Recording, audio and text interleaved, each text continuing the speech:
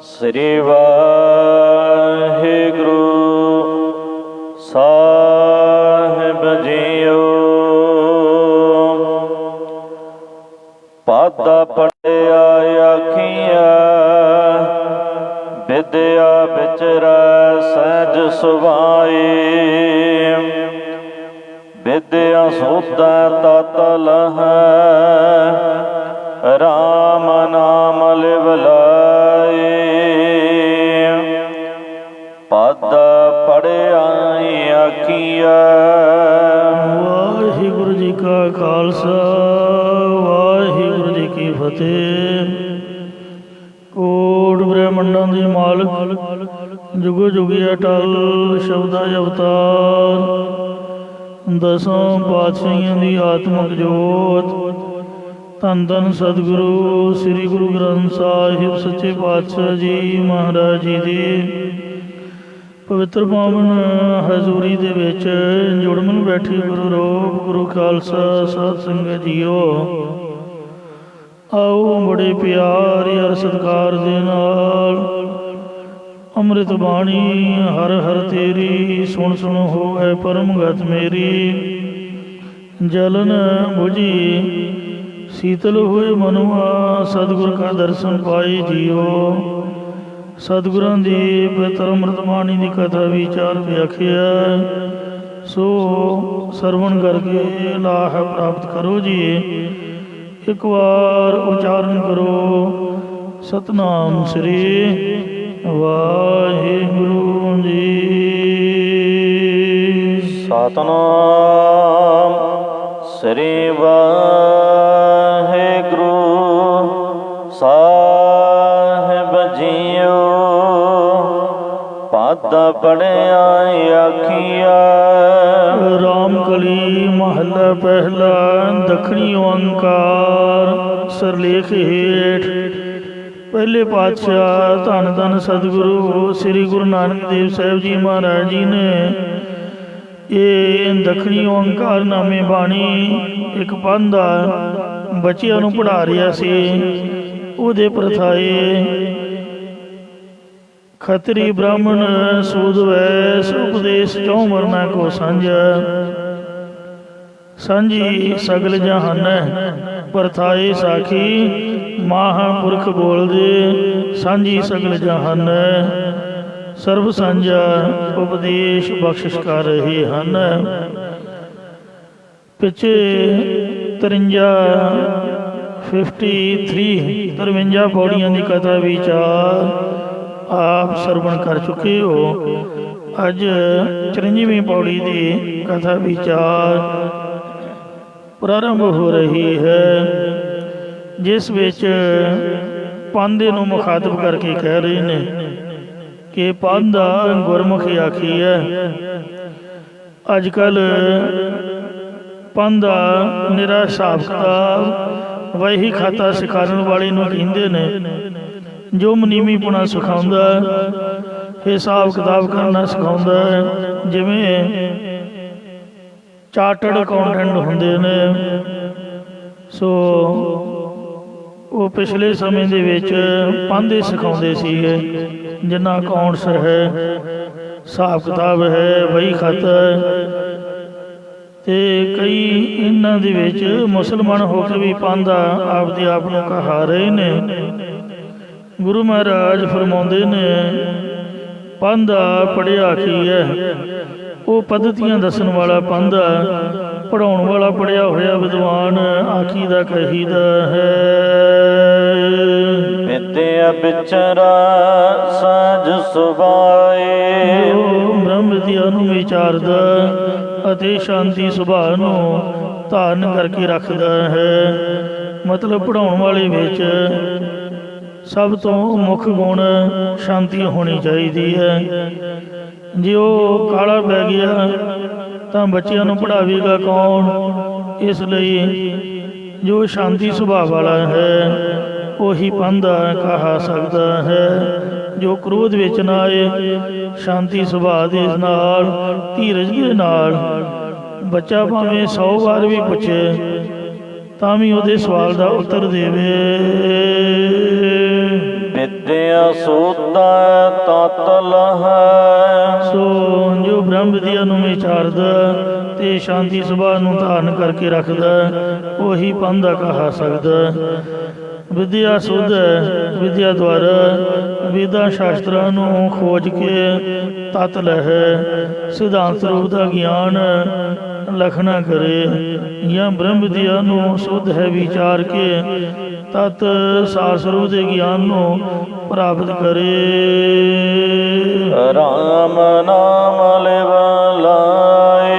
ਅਤੇ ਹਰ ਵਕਤ ਜੀਵਨ ਮੁਕਤੀ ਵਾਸਤੇ ਰਮੰਤੀ ਸਾ ਰਾਮਾ, ਰਾਮ ਪਰਮੇਸ਼ਰ ਦੇ ਨਾਮ ਦੇ ਨਾਲ ਬਿਰਤੀ ਨੂੰ ਲਾ ਕੇ ਰੱਖਣਾ ਕਰੇ, ਭਾਵ ਜੋੜਨਾ ਕਰੇ। ਮਨ ਮੁਖ ਵਿਦਿਆ ਬ੍ਰਿਕਦਾ। ਵਿਕਰਦਾ ਜੋ ਮਨਮੁਖ ਪੁਰਖ ਹੈ, ਉਹ ਵਿਦਿਆ ਨੂੰ ਵਿਕਰਦਾ ਵੇਚਦਾ ਹੈ। ਮਹਾਰਾਜ ਨੇ ਆਖਿਆ ਤ੍ਰਿਗਤ ਨਾ ਦਾ ਜੀਵਿਆ, ਜੋ ਲਿਖ ਲਿਖ ਵੇਚੈ ਨਾਉ। ਜਿਹੜੇ ਪਰਮਾਤਮਾ ਦੇ ਨਾਮ ਨੂੰ ਲਿਖ ਲਿਖ ਕੇ ਵੇਚਦੇ ਨੇ, ਉਹਨਾਂ ਦੇ ਜੀਵਨ ਨੂੰ ਤ੍ਰਿਗਾਕਾਰ ਹੈ। 100 ਲਾਣ ਦਾ ਭਾਉ ਇੱਕ ਤ੍ਰਿਗ ਬਣਦੀ ਹੈ। ਫਿੜੇ ਮੂੰਹ ਇਹੋ ਜਿਹੇ ਬੰਦੇ ਦੇ ਜੋ ਨਾਮ ਨੂੰ ਵੇਚਦਾ ਹੈ ਲਿਖ ਕੇ। ਉਹ ਕਿਹੜੇ ਲੋਕ ਨੇ? ਜਿਹੜੇ ਜਾਦੂ ਟੂਣਿਆਂ ਵਾਲੇ ਹਨ, ਜੰਤਰ ਮੰਤਰ ਵਾਲੇ। ਆਪਾਂ ਅੰਮ੍ਰਿਤ ਸੰਚਾਰ ਵਕਤ ਜੋ ਸੰਗਤ ਅੰਮ੍ਰਿਤ ਛਕਣ ਵਾਸਤੇ ਆਉਂਦੀ, ਉਹਨਾਂ ਨੂੰ ਬੇਨਤੀ ਕਰੀ ਦੀ ਕਿ ਆਪਦੇ ਗਲਾਂ ਦੇ ਵਿੱਚ ਜੋ ਤੁਸੀਂ ਨੇ ਤਵੀਤ ਪਾਏ ਨੇ ਜਾਂ ਧਾਗੇ ਆਦਿਕ ਬੰਨੇ, ਇਹਨਾਂ ਨੂੰ ਉਤਾਰ ਕੇ ਗੁਰੂ ਸਾਹਿਬ ਦੀ ਗੋਲਕ ਤੇ ਜਾਂ ਪਾਸੇ ਰੱਖ ਦਿਓ। ਇੱਕ ਵਾਰ ਮੈਂ ਸੋਚਿਆ, ਮੈਂ ਕਿਹਾ ਇਹਦੇ 'ਚ ਹੁੰਦਾ ਕੀ ਹੈ, ਦੇਖੀਏ ਤਾਂ ਸਹੀ। ਉਹ ਤਾਂਬੇ ਦੇ ਪੱਤੇ ਦੇ ਵਿੱਚ ਇੱਕ ਕਾਗਜ਼ ਲਪੇਟਿਆ ਹੋਇਆ ਸੀ, ਤੇ ਉਹ ਖਾਨੇ ਜਿਹੇ ਬਣਾਏ ਹੋਏ ਸਨ। ਕਿਤੇ ਊੜਾ ਲਿਖਿਆ, ਕਿਤੇ ਆੜਾ ਲਿਖਿਆ, ਕਿਤੇ 1 ਲਿਖਿਆ, ਕਿਤੇ 2 ਲਿਖਿਆ, ਇੰਝ। ਸੋ ਜਾਂ ਕਈ ਮੂਲ ਮੰਤਰ ਪਾ ਕੇ ਤੇ ਕਹਿੰਦੇ ਲਿਆਓ ਜੀ 1100 ਰੁਪਈਆ। ਇਹ ਨਹੀਂ ਨਕੰਮੇ ਬੰਦੇ ਨੇ ਕਹਿਣਾ ਵੀ ਸਵੇਰੇ ਉੱਠ ਕੇ ਨਹਾਓ ਤੇ ਮਾਲਾ ਫੜ ਕੇ ਮੂਲ ਮੰਤਰ ਦਾ ਸਿਮਰਨ ਵੀ ਕਰੋ। ਸਿਮਰਨ ਕਰਨ ਬਾਣੀ ਪੜ੍ਹਨੋਂ ਨਹੀਂ ਬੋਲਣਾ। ਬਸ ਮੈਂ ਇਹ ਜਾਦੂ ਬਣਾਤਾ, ਇਹਨੂੰ ਗਲ 'ਚ ਵਿੱਚ ਲਟਕਾ ਲਿਓ। ਗਲ 'ਚ ਲਟਕਾਉਣਾ ਕੀ ਹੋਊਗਾ ਜੇ ਪੜ੍ਹਨਾ ਹੀ ਨਹੀਂ। ਇਸ ਵਾਸਤੇ ਆਪਦੇ ਪੈਸੇ ਦੇ ਲਾਲਚ ਵਿੱਚ ਵਰ ਦੇਈ ਜਾਣੇ, ਨਾ ਕੋਈ ਇਹ ਕਹਿਣਾ ਵੀ ਆਪਦੀ ਖੁਦ ਅਰਦਾਸ ਕਰੋ। ਕਈ ਇਹੋ ਜਿਹੇ ਵੀ ਨਿਕੰਮੇ ਨੇ, ਉਹ ਕਹਿੰਦੇ ਵੀ ਕੋਈ ਨਹੀਂ, ਤੁਹਾਡੇ ਨਾਂ ਦੀ ਬਾਣੀ ਅਸੀਂ ਪੜ੍ਹਦੇ ਹਾਂ, ਸਾਨੂੰ ਪੈਸੇ ਤੁਸੀਂ ਦੇ ਦਿਓ, ਜਮ੍ਹਾਂ ਕਰਾ ਦਿਓ, 25,000 ਰੁਪਈਆ ਲੱਗੂਗਾ ਤੇ ਰੋਜ਼ ਤੁਹਾਡੇ ਇੰਨੇ ਪਾਠ ਕਰਕੇ ਅਸੀਂ ਆਪੇ ਅਰਦਾਸ ਕਰ ਦਿਆ ਕਰਾਂਗੇ। ਫਿਰ ਪਾਠ ਨਹੀਂ ਕਰਨਾ। ਨਿਤਨੇਮ ਦਾ ਸਾਥੋਂ ਆਪਦਾ ਨਹੀਂ ਹੁੰਦਾ। ਬੰਦਾ ਪੁੱਛੇ, ਵੇਖਣ ਵਾਲੇ ਨੂੰ ਸਮਝ ਚਾਹੀਦੀ ਹੈ। ਅਸੀਂ ਕਿੱਥੋਂ ਚੰਡੀ ਦੀ ਵਾਰ ਦਾ ਚਲੀਸਾ ਕਟਾ ਦਿਆਂਗੇ ਭਾਈ ਤੁਹਾਡਾ? ਬਿਲਕੁਲ ਝੂਠ ਹੈ। ਇਹੋ ਜਿਹੇ ਬੰਦੇ ਦੇ ਮਗਰ ਨਹੀਂ ਲੱਗਣਾ ਚਾਹੀਦਾ, ਜਿਹੜਾ ਕਹਿੰਦਾ ਕਿ ਤੁਸੀਂ ਚੁੱਪ ਕਰਕੇ ਘਰ ਜਾ ਕੇ ਬੈਠ ਜਾਓ, ਮੈਨੂੰ ਪੈਸੇ ਫੜਾ ਜਾਓ ਤੇ ਮੈਂ 15 ਦਿਨ ਜਾਂ 20 ਦਿਨ ਜਾਂ 40 ਦਿਨ ਤੁਹਾਡੇ ਨਾਂ ਦਾ ਜਾਪ ਕਰਵਾ ਦਿਆਂਗਾ ਜਾਂ ਆਪ ਕਰ ਦਿਆਂਗਾ ਤੇ ਅਰਦਾਸ ਦੇ ਨਾਲ ਤੁਹਾਡਾ ਕਾਰਜ ਸਿੱਧ ਹੋ ਜਾਊਗਾ। ਇਹ ਗਲਤ ਗੱਲ ਹੈ। ਖੁਦ ਆਪ ਅੰਮ੍ਰਿਤ ਵੇਲੇ ਉੱਠਣਾ, ਮਹਾਰਾਜ ਦੇ ਚਰਨਾਂ ਜਾ ਕੇ ਹਾਜ਼ਰੀ ਲਵਾਉਣੀ, ਆਪ ਨਿਤਨੇਮ ਕਰਨਾ, ਸਿਮਰਨ ਭਜਨ ਵਿੱਚ ਜੁੜਨਾ, ਇਹ ਗੁਰਮੁਖਤਾਈ ਹੈ। ਕਿਸੇ ਨੂੰ ਵਰ ਦੇਣਾ ਕਿ ਜਾ ਤੇਰਾ ਕੰਮ ਸੁਰ ਜਾਊ, ਇਹ ਗਲਤ ਬਾਤ ਹੈ। ਮਹਾਂਪੁਰਖ ਵੀ ਇਸੇ ਮਰਿਆਦਾ ਦਾ ਪਾਲਣ ਕਰਦੇ ਰਹੇ। ਕਾਰਜ ਭਾਵੇਂ ਆਪ ਕਰਨਾ, ਪਰ ਕਹਿਣਾ ਭਾਈ ਆਪ ਪਾਠ ਕਰਿਓ ਤੇ 5 ਸਿੰਘਾਂ ਨੂੰ ਘਰ ਬੁਲਾ ਕੇ ਤੇ ਪ੍ਰਸ਼ਾਦਾ ਛਕਾ ਕੇ ਉਹਨਾਂ ਦੇ ਪਾਸੋਂ ਅਰਦਾਸ ਕਰਾਇਓ। ਗੁਰੂ ਗੋਬਿੰਦ ਸਿੰਘ ਸਾਹਿਬ ਜੀ ਦੀ ਮਰਿਆਦਾ ਹੈ, ਜਿਸ ਦੇ ਨਾਲ ਗੁਰੂ ਸਾਹਿਬ ਕਿਰਪਾ ਕਰਨਗੇ। ਵਰਡੰਗ ਗੁਰੂ ਸਾਹਿਬ ਕਿਰਪਾ ਕਰਨਗੇ। ਤੋ ਇਸ ਤਰੀਕੇ ਦੇ ਨਾਲ ਉਹੀ ਵਾਧਾ ਹੈ ਜਿਹੜਾ ਆਪ ਬ੍ਰਹਮ ਵਿਦਿਆ ਨੂੰ ਪੜ੍ਹਦਾ ਹੈ, ਵਿਚਾਰਦਾ ਹੈ, ਤਤ ਸਰੂਪ ਸਿਧਾਂਤ ਦਾ ਗਿਆਨ ਪ੍ਰਾਪਤ ਕਰਦਾ ਹੈ ਤੇ ਸਰੂਪ ਦੇ ਗਿਆਨ ਨੂੰ ਪ੍ਰਾਪਤ ਕਰਕੇ ਹਰ ਵਕਤ ਮੁਕਤੀ ਵਾਸਤੇ ਪਰਮੇਸ਼ਰ ਦੇ ਨਾਮ ਦੇ ਵਿੱਚ ਆਪ ਬਿਰਤੀ ਲਾ ਕੇ ਰੱਖਦਾ, ਦੂਜਿਆਂ ਨੂੰ ਸਿੱਖਿਆ ਦਿੰਦਾ ਹੈ। ਜਿਹੜੇ ਵਿਦਿਆ ਨੂੰ ਵੇਚਦੇ ਨੇ, ਜੋ ਵਾਹਿਗੁਰੂ ਜੀ ਦੇ ਨਾਮ ਨੂੰ ਵੇਚ ਕੇ ਉਹਦਾ ਮੁੱਲ ਵੱਟਦੇ ਨੇ, ਉਹ ਸਮਝ ਲਓ ਮਨਮੁਖ ਪੁਰਖ ਹਨ। ਇਹ ਤਾਂ ਵਪਾਰੀਆਂ ਦਾ ਕੰਮ ਹੈ। ਇੱਕ ਜਗ੍ਹਾ ਤੋਂ ਸੌਦਾ ਸਸਤਾ ਲਿਆ, ਜਿੱਥੇ ਉਹਦੀ ਡਿਮਾਂਡ ਹੈ ਉੱਥੇ ਜਾ ਕੇ ਮਹਿੰਗੇ ਭਾਅ ਵੇਚ ਦਿੱਤਾ। ਮਹਾਰਾਜ ਦਾ ਫਰਮਾਨ ਹੈ, ਜੋ ਜਾਣੈ ਮੈਂ ਕਥ ਨਹੀਂ ਕਰਤਾ। ਜੇ ਬੰਦਾ ਇਹ ਵੀ ਸਮਝ ਲਏ ਕਿ ਮੈਂ ਬਹੁਤ ਵਧੀਆ ਕਥਾਕੜ ਹਾਂ, ਸੋਹਣੀ ਕਥਾ ਕਰਦਾ, ਤੇ ਮੈਨੂੰ ਇੰਨੀ ਭੇਟਾ ਦਿਓ, ਓਨੀ ਭੇਟਾ ਦਿਓ। ਪਾਸ਼ਾ ਕਹਿੰਦੇ ਨੇ ਵਿਆਪਾਰੀ ਵਸਦਾ ਜਿਉਂ ਫਿਰਦਾ। ਜਿਵੇਂ ਲੂਣ ਦਿਲ ਹਲਦੀ ਜਾਂ ਕੱਪੜਾ ਵੇਚਣ ਵਾਲਾ ਵਪਾਰੀ ਧਰਤੀ ਦੇ ਤੁਰਿਆ ਫਿਰਦਾ ਹੈ ਲਾਭ ਪ੍ਰਾਪਤ ਕਰਨ ਲਈ, ਸਮਝ ਲਓ ਕਿ ਉਹਦੇ ਨਾਲੋਂ ਵੱਧ ਕੇ ਉਹ ਇਨਸਾਨ ਕੁਛ ਵੀ ਨਹੀਂ ਹੈ।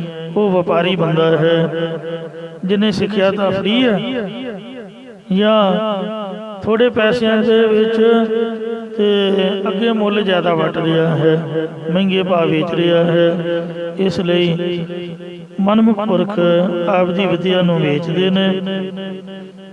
ਕਈ ਆਪਦੀਆਂ ਕਿਤਾਬਾਂ ਨੂੰ, ਪੋਥੀਆਂ ਨੂੰ ਵੇਚਣਗੇ। ਗੁਰਮਤਿ ਦੇ ਮੁਤਾਬਕ ਗੁਰਬਾਣੀ ਦੀਆਂ ਪੋਥੀਆਂ ਨੂੰ ਭਾਵੇਂ ਕਿ ਖੁਦ ਆਪ ਭੇਟਾ ਦੇ ਕੇ ਲਈਆਂ ਹੋਣ, ਅੱਗੇ ਵੇਚਣਾ ਮਨਮਤ ਹੈ। ਉਹ ਗਿਆਨੀ ਕਾਹਦਾ ਹੋਇਆ, ਕਥਾ ਵਾਚਕ ਕਾਹਦਾ ਹੋਇਆ, ਜਿਹਦੀ ਪੋਥੀ ਵਿਕ ਗਈ। ਜਿੱਥੋਂ ਤੱਕ ਮੈਂ ਸਮਝਿਆ ਉਹ ਗੱਲ ਵੱਖਰੀ ਹੈ ਵੀ ਲਿਟਰੇਚਰ ਜਦ ਬਹੁ ਗਿਣਤੀ ਵਿੱਚ ਛਾਪੀਦਾ ਤੇ ਗੁਰੂ ਘਰ ਵੱਲੋਂ ਜਾਂ ਸੰਸਥਾ ਵੱਲੋਂ ਉਹਦੀ ਯੋਗ ਭੇਟਾ ਨੀਅਤ ਕਰਕੇ ਬੜੇ ਸਤਿਕਾਰ ਦੇ ਨਾਲ ਵਸਤਰਾਂ ਦੇ ਵਿੱਚ ਲਪੇਟ ਕਰਕੇ, ਤੇ ਜੇ ਫਰੀ ਵੀ ਪੜਾਈ ਜਾਓ ਤਾਂ ਵੀ ਲੋਕਾਂ ਨੂੰ ਕਦਰ ਨਹੀਂ ਹੁੰਦੀ। ਆ ਪਿੰਗਲਵਾੜੇ ਵਾਲੇ ਬਦੋ ਬਦੀ ਲੋਕਾਂ ਦੇ ਹੱਥਾਂ 'ਚ ਕਿਤਾਬਾਂ ਫੜਾਈ ਜਾਂਦੇ ਨੇ, ਉਹ ਜੁੱਤੀਆਂ ਪਾਉਂਦਿਆਂ ਸਾਰੀ ਪਤਾ ਨਹੀਂ ਹੱਥ ਵੀ ਨਹੀਂ ਧੋਂਦੇ, ਕਿਤਾਬਾਂ ਫੜ ਕੇ ਇੱਥੋਂ ਫੜਦੇ ਨੇ ਅੱਗੇ ਜਾ ਕੇ ਰੱਖ ਦਿੰਦੇ ਨੇ। ਉਹ ਵੀ ਕਦਰ ਨਹੀਂ ਹੁੰਦੀ ਹੈ। ਇਹਦਾ ਮਤਲਬ ਇਹ ਵੀ ਨਹੀਂ ਹੈ। ਸੋ ਕਹਿਣ ਤੋਂ ਭਾਵ ਇਹ ਹੈ ਕਿ ਜਿਸ ਇਨਸਾਨ ਨੂੰ ਵਿਦਿਆ ਦੀ ਕਦਰ ਨਹੀਂ ਹੈ, ਪਰਮਾਤਮਾ ਵੀ ਵਿਦਿਆ ਵੀ ਉਹਦੀ ਕਦਰ ਨਹੀਂ ਕਰਦੇ। ਉਹ ਜੱਟ ਕਾਹਦਾ ਜਿਹੜਾ ਆਪਦੀ ਜ਼ਮੀਨ ਹੀ ਵੇਚ ਕੇ ਸੜਕ ਤੇ ਆ ਕੇ ਬੈਠ ਗਿਆ। ਜੱਟ ਤਾਂ ਉਹੀ ਹੈ ਜਿਹਦੀ ਜ਼ਮੀਨ। ਜ਼ਿਮੀਂਦਾਰ ਜੇ ਜ਼ਮੀਨ ਹੀ ਵਿਕ ਗਈ ਤਾਂ ਫਿਰ ਜ਼ਿਮੀਂਦਾਰਾ ਕਾਹਦਾ ਹੋਇਆ। ਤੋ ਜਿੰਨੇ ਪੋਥੀ ਵੇਚਤੀ ਤੇ ਦੱਸੋ ਗਿਆਨੀ ਕਾਹਦਾ ਹੋਇਆ, ਕਥਾ ਵਾਚਕ ਕਾਹਦਾ ਹੋਇਆ। ਜੋ ਲਈ ਤਾਂ ਪੜ੍ਹਨ ਵਾਸਤੇ ਸੀ ਤੇ ਵੇਚ ਕੇ ਮੁੱਲ ਵੱਟ ਲਿਆ। ਤੋ ਜਾਂ ਲਾਲਚ ਖਾਤਰ ਵਰ ਦੇਣ ਲੱਗ ਪਿਆ, ਜਲ ਕਰਕੇ ਦੇਣ ਲੱਗ ਪਿਆ, ਮੱਝਾਂ ਗਾਵਾਂ ਨੂੰ ਪੇੜੇ ਕਰਕੇ ਦੇਣ ਲੱਗ ਪਿਆ। ਬਾਬਾ ਜੀ ਨੇ ਮੱਝ ਨਹੀਂ ਮਿਲਦੀ, ਲਿਆ ਬੀਬੀ ਪਾਣੀ ਗਲਾਸ, ਤੇ ਪਤਾ ਨਹੀਂ ਕੀ ਪੜ੍ਹਨਾ, ਤੇ ਉਂਗਲ ਘੁਮਾ ਕੇ ਕਹਿਣਾ ਜਾਓ ਜਾ ਕੇ ਪਿਆ ਦਿਓ ਤੇ ਇੰਨੇ ਪੈਸੇ ਮੈਨੂੰ ਦੇ ਜਾਓ। ਇਸ ਤਰੀਕੇ ਦੇ ਨਾਲ ਮਨਮੁਖ ਵਿਦਿਆ ਵਿਕਰਦਾ। ਜੋ ਮਨਮੁਖ ਪੁਰਖ ਨੇ ਉਹ ਵਿਦਿਆ ਨੂੰ ਵੇਚਦੇ ਹਨ। ਬਿਖ ਖਟੇ ਬਿਖ ਖਾਏ। ਜਾਂ ਅੱਜ ਕੱਲ੍ਹ ਟਿਊਸ਼ਨਾਂ ਦਾ ਜ਼ਮਾਨਾ ਚੱਲ ਰਿਹਾ ਹੈ। ਸਕੂਲਾਂ ਦੇ ਵਿੱਚ ਜੋ ਟੀਚਰਸ ਹਨ, ਕੋਈ ਵੀ ਬੱਚਿਆਂ ਨੂੰ ਪੜ੍ਹਾ ਕੇ ਰਾਜੀ ਨਹੀਂ। ਜੇ ਕਿਸੇ ਨੂੰ ਸਵਾਲ ਕਰੋ ਉਲਟਾ ਬੋਲਦਾ ਹੈ ਕਿ 50 ਬੱਚਿਆਂ ਨੂੰ ਕੱਲੇ ਕੱਲੇ ਨੂੰ ਕੌਣ ਪੜ੍ਹਾਵੇ। ਬੰਦਾ ਪੁੱਛੇ ਤੁਸੀਂ ਤਨਖਾਹ ਨਹੀਂ ਲੈਂਦੇ, ਪੈਸੇ ਨਹੀਂ ਲੈਂਦੇ। ਪੁੱਛਣਾ ਤਾਂ ਮਾਪਿਆਂ ਨੂੰ ਚਾਹੀਦਾ ਵੀ 40,000 ਰੁਪਇਆ ਤੁਹਾਨੂੰ ਦਾਖਲਾ ਫੀਸ ਦਿੱਤੀ ਹੈ ਤੇ 8-9 ਹਜ਼ਾਰ ਰੁਪਇਆ ਤੁਹਾਨੂੰ ਮਹੀਨੇ ਦਾ ਦੇ ਰਹੇ ਆ, ਤੇ ਬੱਚੇ ਸਾਡੇ ਨੂੰ ਪੜ੍ਹਨਾ ਕਿਉਂ ਨਹੀਂ ਆ ਰਿਹਾ। ਉਲਟੇ ਟੀਚਰਸ ਉਹ ਪੇਰੈਂਟਸ ਮੀਟਿੰਗ ਕਰਕੇ ਤੇ ਮਾਪਿਆਂ ਨੂੰ ਝਟਕਦੇ ਨੇ ਵੀ ਬੱਚਾ ਤੁਹਾਡਾ ਪੜ੍ਹਦਾ ਕਿਉਂ ਨਹੀਂ, ਲਾਇਕ ਕਿਉਂ ਨਹੀਂ। ਕਹਿਣ ਤੋਂ ਭਾਵ ਵੀ ਕੁਆਂਟਲ ਭਾਰ ਸਕੂਲੇ ਚੁੱਕ ਕੇ ਲਿਜਾਓ ਤੇ ਫਿਰ ਖਾਲੀ ਬਿਨਾਂ ਪੜ੍ਹਨ ਤੋਂ ਮੁੜ ਆਓ ਤੇ ਉਹ ਪੜ੍ਹਾਉਣ ਮਾਪੇ ਪੈਸੇ ਸਕੂਲਾਂ ਵਾਲੇ ਲਈ ਜਾਣ ਤੇ ਪੜ੍ਹਾਈ ਮਾਪੇ ਕਰਾਉਣ। ਕਿੰਨੀ ਵੇਖੋ ਕਲਯੁਗ ਦੇ ਵਿੱਚ ਉਲਟੀ ਬਾਤ ਹੈ। ਪੁੱਛਣਾ ਮਾਪਿਆਂ ਨੂੰ ਚਾਹੀਦਾ, ਪਰ ਨਹੀਂ, ਕੋਈ ਜਵਾਬ ਦੇ ਨਹੀਂ। ਇਸ ਵਾਸਤੇ ਘਰ ਆਓ, ਇੱਕ ਇੱਕ ਸਬਜੈਕਟ ਦਾ 2-2 ਹਜ਼ਾਰ 2500 ਰੁਪਇਆ ਦਿਓ, ਵੱਖੋ ਵੱਖਰੇ ਸਬਜੈਕਟ ਦਾ, ਤਾਂ ਇੰਨੇ 'ਚ ਇੱਕ ਸਬਜੈਕਟ ਪੜ੍ਹਾਇਆ ਜਾਏਗਾ, ਉਹ ਵੀ 1 ਘੰਟਾ। ਇਸ ਲਈ ਗੁਰਮਤਿ ਦੀ ਵਿਦਿਆ ਦੇ ਵਿੱਚ ਵੀ ਇਸ ਤਰ੍ਹਾਂ ਆਪਾਂ ਲਾਲਚ ਕਰਦੇ ਹਾਂ। ਜਿੱਥੋਂ ਤੱਕ ਮੈਂ ਸਮਝਿਆ ਗੁਰੂ ਘਰ ਆ ਕੇ, ਜਿਹੜੀ ਚੀਜ਼ ਫਰੀ ਵਿੱਚ ਮਿਲੀ ਹੋਵੇ, ਗੋਡ ਗਿਫਟ, ਉਹਨੂੰ ਫਰੀ ਵਿੱਚ ਹੀ ਦੇਣਾ ਗੁਰਮੁਖਤਾਈ ਹੈ। ਤੋ ਜਿਵੇਂ ਮਹਾਂਪੁਰਖਾਂ ਨੇ ਸਾਨੂੰ ਸ਼ਰਧਾ ਭਾਵਨਾ ਸਤਿਕਾਰ ਨਾਲ ਗੁਰੂ ਗੋਬਿੰਦ ਸਿੰਘ ਸਾਹਿਬ ਮਹਾਰਾਜ ਜੀ ਦੇ ਨਾਮ ਤੇ ਅੰਮ੍ਰਿਤ ਦੀ ਇੱਜ਼ਤ ਰੱਖਦੇ ਹਾਂ, ਬਾਣੀ ਦਾ ਸਤਿਕਾਰ ਕਰਦੇ ਹਾਂ, ਇੰਨੀ ਉੱਤਮ ਉੱਚੀ ਤੇ ਸੁੱਚੀ ਗੁਰਬਾਣੀ ਦੀ ਵਿਦਿਆ ਨੂੰ ਫਰੀ ਪੜ੍ਹਾਇਆ, ਉਸੇ ਤਰ੍ਹਾਂ ਹੀ ਗੁਰਮਤਿ ਦੀ ਵਿਦਿਆ ਜੋ ਹੈ ਅੱਗੇ ਫਰੀ ਵਿੱਚ ਵੰਡਣੀ ਗੁਰਮੁਖਤਾਈ ਹੈ। ਉਹ ਮਨਮੁਖ ਪੁਰਸ਼ ਕੀ ਕਰਦੇ ਨੇ, ਵਿਦਿਆ ਨੂੰ ਪੜ੍ਹਾਉਣ ਬਦਲੇ ਟਿਊਸ਼ਨ ਫੀਸ ਲੈਂਦੇ ਹਨ, ਧਨ ਲੈਂਦੇ ਹਨ। ਉਹ ਜਿਹੜਾ ਧਨ ਹੈ ਉਹ ਇੱਕ ਜ਼ਹਿਰ ਰੂਪ ਦੇ ਵਿੱਚ, ਸੋ ਮਾਇਆ ਦੀ ਖੱਟੀ ਨੂੰ ਖੱਟ ਕੇ ਬੰਦਾ ਖੁਸ਼ ਤਾਂ ਬੜਾ ਹੁੰਦਾ, ਪਰ ਸਮਝ ਲਓ ਕਿ ਜੋ ਬਾਣੀ ਵੇਚ ਕੇ ਖਾ ਰਿਹਾ ਹੈ ਉਹ ਜ਼ਹਿਰ ਖਾ ਰਿਹਾ ਹੈ। ਬਿਖ ਖੱਟੇ, ਮਾਇਆ ਦੀ ਖੱਟੀ ਨੂੰ ਜ਼ਹਿਰ ਰੂਪ ਦੇ ਵਿੱਚ ਹੀ ਖੱਟਦਾ ਤੇ ਬਿਖ ਖਾਏ, ਉਹਨਾਂ ਪੈਸਿਆਂ ਦੇ ਨਾਲ ਵਿਸ਼ੇ ਵਾਸ਼ਨਾ ਪੈਦਾ ਕਰਦਾ, ਵਿਸ਼ਿਆਂ ਰੂਪੀ ਜ਼ਹਿਰ ਨੂੰ ਭੋਗਣ ਰੂਪੀ ਖਾਂਦਾ ਹੈ। ਮੂਰਖਾ ਸ਼ਬਦ ਨਾ ਚਿਨਾਈ, ਜੋ ਬਾਣੀ ਵਿੱਚ ਲਿਖਿਆ ਹੋਇਆ ਹੈ ਉਹ ਸ਼ਬਦ ਦੇ ਉਪਦੇਸ਼ ਨੂੰ ਤਾਂ ਗ੍ਰਹਿਣ ਕਰਨਾ ਕੋਈ ਨਹੀਂ, ਸਿਧਾਂਤ ਨੂੰ ਤਾਂ ਗ੍ਰਹਿਣ ਕਰਨਾ ਕੋਈ ਨਹੀਂ। ਵਿਦਿਆ ਪੜ੍ਹ ਕੇ ਤਾਂ ਹੰਕਾਰ ਕਰ ਬੈਠਣਾ, ਦੂਸਰਾ ਲਾਲਚ ਵਿੱਚ ਪੈ ਜਾਣਾ। ਪਾਤਸ਼ਾਹ ਜੀ ਨੇ ਉਹਨੂੰ ਮੂਰਖ ਆਖਿਆ, ਇੱਥੇ ਵੀ ਮੂਰਖ ਸ਼ਬਦ ਨਾ ਚੀਨੇ, ਜਿਹੜਾ ਸ਼ਬਦ ਨੂੰ ਨਾ ਜਾਣੇ ਸੋ ਕਹੀਏ ਮੂਰਖ। ਪੜ੍ਹਿਆ ਮੂਰਖ ਆਖੀ ਹੈ, ਜਿਸ ਲਭ ਲੋਭ ਅਹੰਕਾਰ, ਮਨਮੁਖ ਬੇਸਮਝ ਮੂਰਖ ਪੁਰਖ, ਗੁਰ ਉਪਦੇਸ਼ ਜਾਂ ਸ਼ਬਦ ਬ੍ਰਹਮ ਨੂੰ ਨਾ ਚੀਨਈ, ਪਹਿਚਾਣਦਾ ਨਹੀਂ ਹੈ।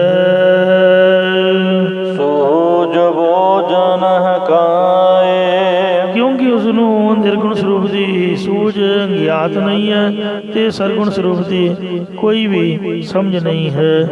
ਇਸੇ ਪ੍ਰਕਾਰ ਸੂਝ ਬੋਜਨ ਹਕਾਏ, ਉਹਨੂੰ ਆਤਮਾ ਦੀ ਵੀ ਕੋਈ ਸੂਝ ਨਹੀਂ ਤੇ ਪਰਮਾਰਥ ਦੀ ਵੀ ਕੋਈ ਸਮਝ ਨਹੀਂ ਹੈ। ਇਸੇ ਪ੍ਰਕਾਰ ਸੂਝ ਬੋਜਨ ਹਕਾਏ, ਤੁੰਗ ਪਦ ਲੱਖ ਅਰਥ ਦੀ ਵੀ ਕੋਈ ਬੂਝ ਸਮਝ ਨਹੀਂ ਤੇ ਤਾਤਰ ਪਦ ਲੱਖ ਅਰਥ ਦੀ ਵੀ ਕੋਈ ਸੂਝ ਨਹੀਂ ਹੈ। ਇਸੇ ਪ੍ਰਕਾਰ ਸੂਝ ਬੋਜਨ ਹਕਾਏ, ਤਤਵੰ ਪਦੀ ਸੂਝ ਤੇ ਜੀਵਿਸ਼ ਦੀ ਅਭੇਦਤਾ ਦੀ ਕੋਈ ਵੀ ਬੂਝ ਸਮਝ ਨਹੀਂ ਹੈ। ਜੋ ਆਤਮਾ ਪ੍ਰਾਤਮਾ ਇੱਕੋ ਕਰੇ, ਅਸਲੀ ਪੜ੍ਹਾਈ ਤਾਂ ਇਹ ਹੈ। ਪੜ੍ਹ ਕੇ ਲਾਲਚ ਵਿੱਚ, ਕਮਾਈ ਦੇ ਚੱਕਰ 'ਚ ਪੈ ਜਾਣਾ, ਜਮਾਖੋਰੀ ਦੇ ਵਿੱਚ ਪੈ ਜਾਣਾ, ਉਹ ਪੜ੍ਹਾਈ ਨਹੀਂ ਹੈ। ਜੋ ਆਤਮਾ ਨੂੰ ਪਰਮਾਤਮਾ ਨਾਲੋਂ ਵਿਛੜੀ ਹੋਈ ਹੈ, ਗੁਰਬਾਣੀ ਦੀ ਗਾਈਡੈਂਸ ਲੈ ਕੇ, ਉਪਦੇਸ਼ ਲੈ ਕੇ ਤੇ ਪਰਮਾਤਮਾ ਵਿੱਚ ਭੇਦ ਕਰਨ ਦੀ ਕੋਸ਼ਿਸ਼ ਕਰਨੀ, ਉਹੀ ਗਿਆਨੀ ਹੈ, ਉਹੀ ਖਾਲਸਾ ਹੈ। ਸੋ ਗਿਆਨੀ ਜਿਹਨੇ ਇੱਕ ਲਿਵ ਲਾਈ, ਜਿਹਨੇ ਇੱਕ ਨਾਮ ਦੇ ਵਿੱਚ ਲਿਵ ਲਾ ਲਈ ਹੈ। ਆਤਮਾ ਪ੍ਰਾਤਮਾ ਇੱਕੋ ਕਰੈ, ਅੰਦਰ ਕੀ ਦੁਬਿਧਾ ਅੰਤਰ ਮਰੈ। ਜੋ ਸਾਡੇ ਅੰਦਰ ਦਵੈਤ ਪਈ ਹੋਈ ਦੁਬਿਧਾ, ਝਗੜਾ ਕਲੇ ਕਲੇਸ਼ ਵਾਹਿਗੁਰੂ ਤੋਂ ਵਿਛੜ ਕੇ ਆਤਮਾ ਦੁਖੀ ਹੋ ਰਹੀ ਹੈ, ਉਹਨੂੰ ਪਰਮਾਤਮਾ ਵਿੱਚ ਭੇਦ ਕਰਕੇ ਤੇ ਆਨੰਦ ਪ੍ਰਾਪਤ ਕਰਨਾ, ਸੋ ਕਹੀਏ ਖਾਲਸਾ। ਆਤਮ ਰਸ ਦੇ ਜਾਣਹੀ, ਸੋ ਹੈ ਖਾਲਸ ਦੇ, ਬ੍ਰਹਮ ਮੋਹ ਮੈਂ ਤਾਸ ਮੈਂ, ਰੰਚਕ ਨਾਹਿ ਨ ਬੇ। ਗਿਆਨੀ ਦਲੀਪ ਸਿੰਘ ਜੀ, ਸ੍ਰੀ ਮੰਜੀ ਸਾਹਿਬ ਜੀ ਦੇ ਕਥਾਵਾਚ ਉਹਨਾਂ ਨੇ ਹੱਥ ਜੋੜ ਕੇ ਮਹਾਂਪੁਰਖ ਸੰਤ ਗਿਆਨੀ ਗੁਰਬਚਨ ਸਿੰਘ ਜੀ ਖਾਲਸਾ ਪਿੰਡਾਂ ਵਾਲਿਆਂ ਦੇ ਚਰਨਾਂ ਵਿੱਚ ਬੇਨਤੀ ਕੀਤੀ ਕਿ ਮਹਾਂਪੁਰਖੋ ਗਿਆਨੀ ਦਾ ਤੁਸੀਂ ਲਵਾਤਾ ਤੇ ਕਥਾ ਕਰੀ ਦੀ ਵੀ ਹੈ ਤੇ ਪਰ ਮਹਾਰਾਜ ਕੋਈ ਜ਼ਬਾਨ ਵਿੱਚ ਰਸ ਨਹੀਂ ਹੈ, ਜਿਸ ਕਰਕੇ ਲੋਕ ਸੁਣ ਕੇ ਰਾਜੀ ਨਹੀਂ, ਸੁਣਦਾ ਕੋਈ ਨਹੀਂ। ਕਹਿੰਦੇ ਫਿਰ ਇੰਜ ਕਰੋ, ਹਰਿਮੰਦਰ ਸਾਹਿਬ ਦੀ ਛੱਤ ਤੇ ਬੈਠੋ ਜਾ ਕੇ ਤੇ 1.25 ਲੱਖ ਮੂਲ ਮੰਤਰ ਦਾ ਪਾਠ ਪੜੋ, ਕਿਉਂਕਿ ਜੋ ਵੀ ਮਹਾਂਪੁਰਖ ਗਿਆਨੀ ਸਿੰਘ ਬਣਾਉਂਦੇ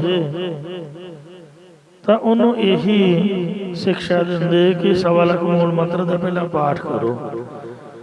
ਜੋ ਕੁਝ ਗੁਰਬਾਣੀ ਦੀ ਸਿੱਖਿਆ ਆਪਾਂ ਅੱਗੇ ਸੰਗਤਾਂ ਨੂੰ ਸਰਵਣ ਕਰਾਉਣੀ ਹੈ, ਉਹਨੂੰ ਧਾਰਨ ਵੀ ਕਰੋ। ਪੁਰਾਤਨ ਗੁਰਮੁਖ, ਪੁਰਾਤਨ ਸਿੰਘ, ਸੁਧੇ ਸਿਧੀ, ਪੰਜਾਂ ਪਿਆਰਿਆਂ ਦੀ ਸੇਵਾ ਵਾਲੇ ਜਾਂ ਕਥਾ ਕਰਨ ਵਾਲੇ, 5 ਗ੍ਰੰਥੀ ਦੇ ਨਿਤਨੇਮੀ, ਜਿਸ ਦੇ ਨਾਲ ਸੁਧੀ ਸਿੱਧੀ ਉਹਨਾਂ ਨੂੰ ਬਾਣੀ ਯਾਦ ਹੋ ਜਾਂਦੀ।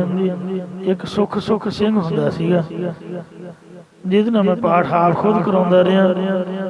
ਇੰਨੀ ਉਹਦੀ ਜ਼ਬਾਨ ਤੇ ਚੱਲਦੀ, ਮਿੰਟਾਂ ਸਕਿੰਟਾਂ ਜੀ 5 ਗ੍ਰੰਥੀ ਦਾ ਨਿਤਨੇਮ ਕਰਦੇ ਨੇ ਜ਼ਬਾਨੀ ਸੁਧੇ ਸਿੱਧੀ। ਹਰ ਇੱਕ ਵਾਰ ਮਹਾਂਪੁਰਖਾਂ ਦੀ ਕਥਾ ਟੇਪ ਰਿਕਾਰਡ ਲਾ ਕੇ ਸੁਣਨੀ, ਉਸੇ ਤਰ੍ਹਾਂ ਹੀ ਬਿਨਾਂ ਪੜ੍ਹਨ ਤੋਂ ਉਸ ਤਰ੍ਹਾਂ ਹੀ ਕਰਦੇ। ਬਾਬਾ ਜੀ ਮਹਾਂਪੁਰਖ ਬਹੁਤ ਪਿਆਰ ਕਰਿਆ ਕਰਦੇ ਤੇ ਪਰ ਉਹ ਖੜਗੂਆਦੀ ਭੱਟਾ ਚੜ ਗਿਆ। ਜਵਾਨੀ ਦੇ ਵਿੱਚ ਪੈਰ ਧਰਦਿਆਂ ਹੀ ਸ਼ਹੀਦੀ ਨੂੰ ਪ੍ਰਾਪਤ ਹੋਇਆ।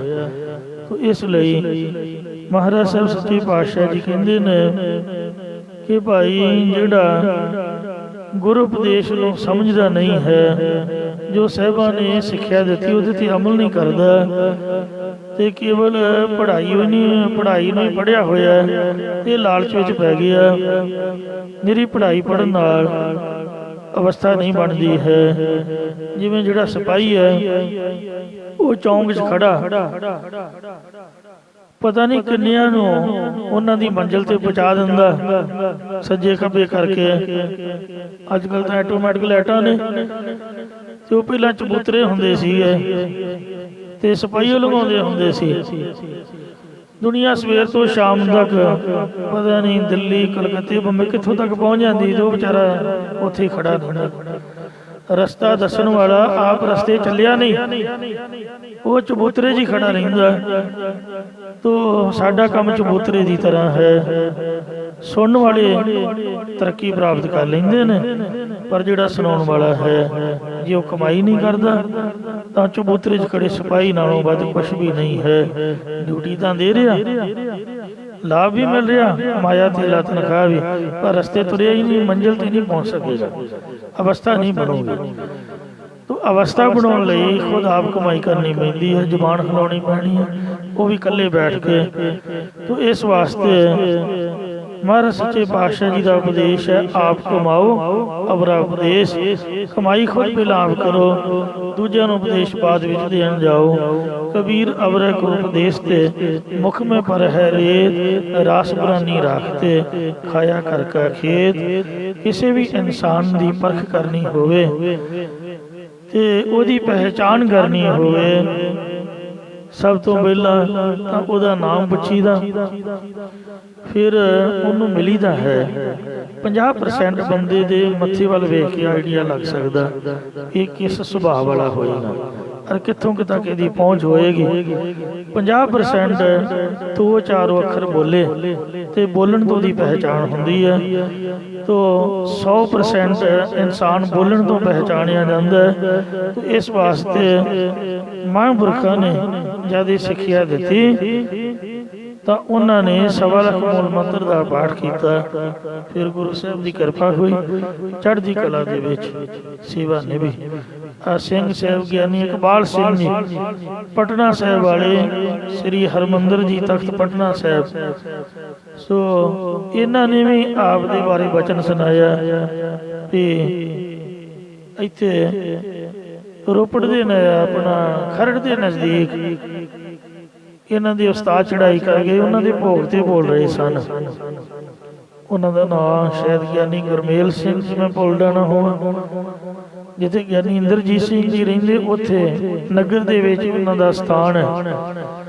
ਕਹਿੰਦੇ ਵੀ ਇਹਨਾਂ ਨੇ ਹੁਕਮ ਕੀਤਾ ਕਿ ਮੂਲ ਮੰਤਰ ਦਾ ਪਾਠ ਪੜੋ। 1.25 ਲੱਖ ਪਾਠ ਕੀਤਾ। ਕਹਿੰਦੇ ਤਖਤ ਸਾਹਿਬ ਦੀ ਸੇਵਾ ਦੀ ਪ੍ਰਾਪਤੀ ਹੋਈ। ਤੋ ਇੰਜ ਮਹਾਰਾਜ ਸੱਚੇ ਪਾਤਸ਼ਾਹ ਕਹਿੰਦੇ ਮੂਰਖ ਸ਼ਬਦ ਨਾ ਚੀਨਈ। ਜੋ ਸ਼ਬਦ ਗੁਰੂ ਸਾਹਿਬ ਦੇ ਬੋਲ ਹਨ, ਜਿਹਦੇ ਰਾਹੀਂ ਗੁਰੂ ਸਾਹਿਬ ਦਾ ਗਿਆਨ ਪ੍ਰਗਟ ਹੋ ਰਿਹਾ ਹੈ, ਉਹਨਾਂ ਬੋਲਾਂ ਨੂੰ ਤਾਂ ਸਮਝ ਨਹੀਂ ਹੈ, ਤਤ ਗਿਆਤ ਸਿਧਾਂਤ ਨੂੰ ਜਾਣਦਾ ਨਹੀਂ ਹੈ। ਸ਼ਬਦ ਦੀ ਸਮਝ ਤੋਂ ਬਗੈਰ ਸ਼ਬਦ ਦੇ ਸਿਧਾਂਤ ਨੂੰ ਧਾਰਨ ਨਹੀਂ ਕੀਤਾ ਹੋਇਆ ਹੈ, ਤਾਂ ਫਿਰ ਉਹ ਜੀਵ ਈਸ਼ ਦੀ ਏਕਤਾ, ਆਤਮਾ ਪਰਮਾਤਮਾ ਨੂੰ ਇੱਕ ਕਰਨ ਵਾਲੀ ਪੜ੍ਹਾਈ ਨੂੰ ਉਹ ਕਿਵੇਂ ਪੜ੍ਹ ਸਕਦਾ ਹੈ। ਸੋਜ ਭੋਜਨ ਕਾਏ।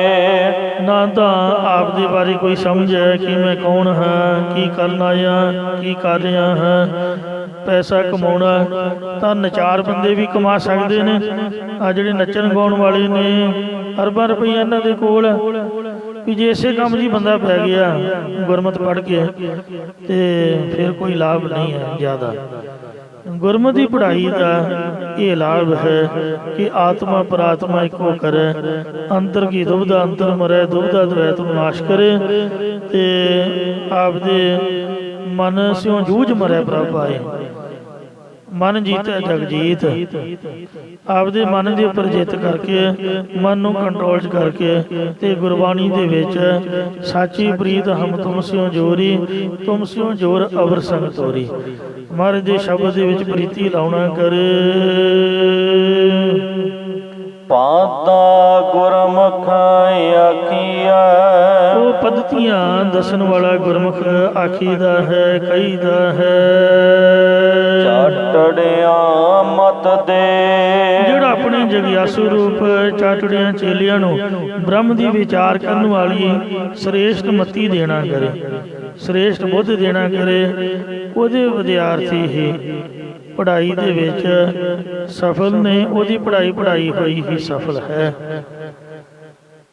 6ਵੀਂ ਤੋਂ ਲੈ ਕੇ ਮੈਟ੍ਰਿਕ ਤੱਕ ਜਿਹੜੇ ਇੰਚਾਰਜ ਨੇ ਸਾਨੂੰ ਪੰਜਾਬੀ ਪੜ੍ਹਾਈ, ਤੇ ਮਹਾਰਾਜ ਦੀ ਕਿਰਪਾ ਵਿਦਵਤਾ ਇੰਨੀ ਬੜੀ ਕਮਾਲ ਦੀ। ਉਹਨਾਂ ਦਿਨਾਂ 'ਚ ਰੇਡੀਓ ਹੀ ਚੱਲਦਾ ਸੀਗਾ। ਖੁਦ ਆਪ ਕਹਾਣੀਆਂ ਲਿਖ ਕੇ ਰੇਡੀਓ ਨੂੰ ਤੇ ਭੇਜਣੀਆਂ, ਤੇ ਸਾਰਿਆਂ ਨੂੰ ਇਸ ਤਰੀਕੇ ਦੀ ਪੜ੍ਹਾਈ ਪੜ੍ਹਾਉਣੀ ਕਿ ਕੋਈ ਵੀ ਬੱਚਾ ਫੇਲ ਨਾ ਹੋਣਾ। ਔਰ ਗੁੱਸਾ ਕਰੋਧ ਇਹਨਾਂ, ਕਿਉਂਕਿ ਬੱਚਾ ਡਰਦਾ ਵੀ ਨਹੀਂ, ਪੜ੍ਹਦਾ ਵੀ ਨਹੀਂ, ਉਹ ਦੇਣੀ ਐਸੇ ਸੀਗੇ। ਤੇ ਸਾਰਿਆਂ ਨੂੰ ਆਪਦੇ ਸੁਭਾਅ ਮੁਤਾਬਕ ਤੇ ਪੂਰਾ ਪੜ੍ਹਾਈ ਦੇ ਵਿੱਚ ਮਾਰ ਰੱਖਣਾ, ਕਿਸੇ 'ਚ ਢਿੱਲ ਮੱਠ ਨਾ ਆਉਣ ਦੇਣੀ। ਜਿਹਨੇ ਲਿਖਣਾ ਨਹੀਂ, ਕੰਮ ਨਹੀਂ ਕਰਨਾ, ਕਲਾਸ ਤੋਂ ਬਾਹਰ ਜਾਂ ਕੁੱਟਮਾਰ ਕਰਕੇ ਸਜ਼ਾ ਦੇਣੀ। ਇੱਕ ਵਾਰ ਦੀ ਗੱਲ ਹੈ ਵੀ ਮੈਂ ਹਰਿਮੰਦਰ ਸਾਹਿਬ ਦਰਸ਼ਨ ਕਰਨ ਵਾਸਤੇ ਗਿਆ। 15-20 ਸਾਲਾਂ ਬਾਅਦ ਉਹਨਾਂ ਦੇ ਦਰਸ਼ਨ ਹੋਏ। ਮੈਂ ਸੋਚਿਆ ਮਨਾ ਜੇ ਇਹਨਾਂ ਨੂੰ ਬੁਲਾਇਆ ਤੇ ਘੜੀ ਘੰਟਾ ਆਪਣਾ ਵੀ ਖਰਾਬ ਹੋਊਗਾ, ਇਹਨਾਂ ਦਾ ਵੀ ਖਰਾਬ ਹੋਊ। ਬਾਕੀ ਬੁਲਾ ਕੇ ਆਪਾਂ ਲੈਣਾਂਗੇ, ਕਿਉਂਕਿ ਸੁਭਾਅ ਇਹਨਾਂ ਦਾ ਗੁੱਸੇਖੋਰ ਹੈ। ਉਹ ਪਹਿਲਾਂ ਦੀ ਇਮੇਜ ਬਣੀ ਹੋਈ ਸੀਗੀ। ਕੁਦਰਤ ਭਗਵਾਨ ਦੀ ਘੰਟਾ ਕੁ ਬਹਿ ਕੇ ਕੀਰਤਨ ਸੁਣ ਕੇ ਜਦ ਬਾਹਰ ਆਏ ਤੇ ਹੁਕਮਨਾਮਾ ਜਿਸ ਵਕਤ ਪੜ੍ਹਨ ਲੱਗੇ ਤੇ ਉਹ ਕੁਦਰਤੀ ਉੱਥੇ ਆ ਕੇ ਖੜ ਗਏ। ਫਤਿਹ ਬੁਲਾਉਣੀ ਪਈ। ਮੈਂ ਕਿਹਾ ਬੜੀ ਮੁਸ਼ਕਲ ਪੈ ਗਈ।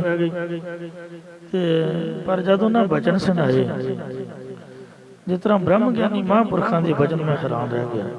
ਫਿਰ ਮੈਂ ਕਿਹਾ ਜੀ ਬੈਠੋ ਕੁਛ, ਤੇ ਉਹਨਾਂ ਨੂੰ ਬਿਠਾ ਕੇ ਸਾਰੇ ਬਚਨ ਸੁਣੇ। ਗੁਰੂ ਸਾਹਿਬ ਦੇ ਸਿਮਰਨ ਦਾ ਇੰਨਾ ਬਲ ਹੈ। ਉਹਨਾਂ ਖੁਦ ਆਪ ਦੱਸਿਆ, ਕਹਿੰਦੇ ਸਾਰੀ ਉਮਰ ਸਮਝ ਹੀ ਨਹੀਂ ਆਈ, ਰਿਟਾਇਰਮੈਂਟ ਤੋਂ ਬਾਅਦ ਸਮਝ ਆਈ ਵੀ ਬੰਦਾ ਪੜ੍ਹ ਲੈ ਕੇ, ਬੱਚੇ ਪੜ੍ਹਾ ਕੇ ਪੂਰੀ ਡਿਊਟੀ ਵੀ ਕਰ ਚੁੱਕਾ, ਤੇ ਸਮਝ ਬਾਅਦ ਵਿੱਚ ਆਈ ਵੀ ਅਸਲੀ ਪੜ੍ਹਾਈ ਕੀ ਹੈ। ਕਿੱਥੋਂ ਸਮਝ ਆਈ? ਸੰਗਤ ਕਹਿੰਦੇ ਟਰੱਕ ਤੇ ਚੜ੍ਹ ਕੇ ਪਿੰਡੋਂ ਨਾਨਕਸਰ ਗਈ। ਵਰਪਾਲ ਪਿੰਡ ਹੈ ਸਾਡਾ। जब उत्थे जाके भोरा साहब के दर्शन किए, नानकसर साहब ते महापुरखा भोरे ते लिख के लाया है, जिन्हें अंदर जाना वो मूल मंत्र दे इन्ने माला डेली फेरे 11 या 12 माला ते इन्नियां माला दा जाप करे, वाहिगुरु मंत्र दियां इन्नियां माला फेरे। ते क्योंकि मैं जपजी साहब के पाठ किए, मैनूं उहदा पता 250 पाठ किया, ते जां सुखमनी साहब के 51 पाठ उन्होंने लिखे ने। ते इंज इंज पढ़ के ते मेरे मन से असर होया भी आपां माला फेरीए मूल मंत्र दी।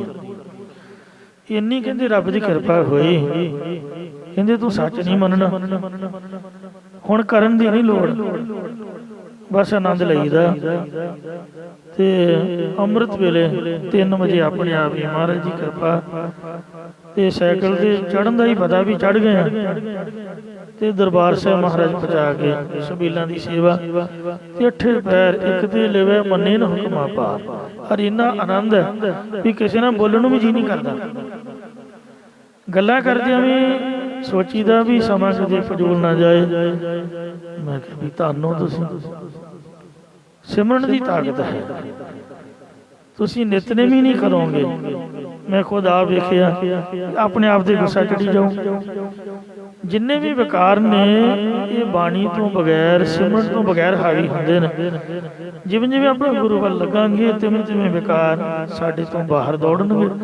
तो इस वास्ते कमाई लवा लाजमी है, कमाई जरूरी है। जिहड़ा पढ़ाउण वाला है पहलां उहदी आपदी अवस्था होए तां बच्चे दे प्रभाव पा सकदा।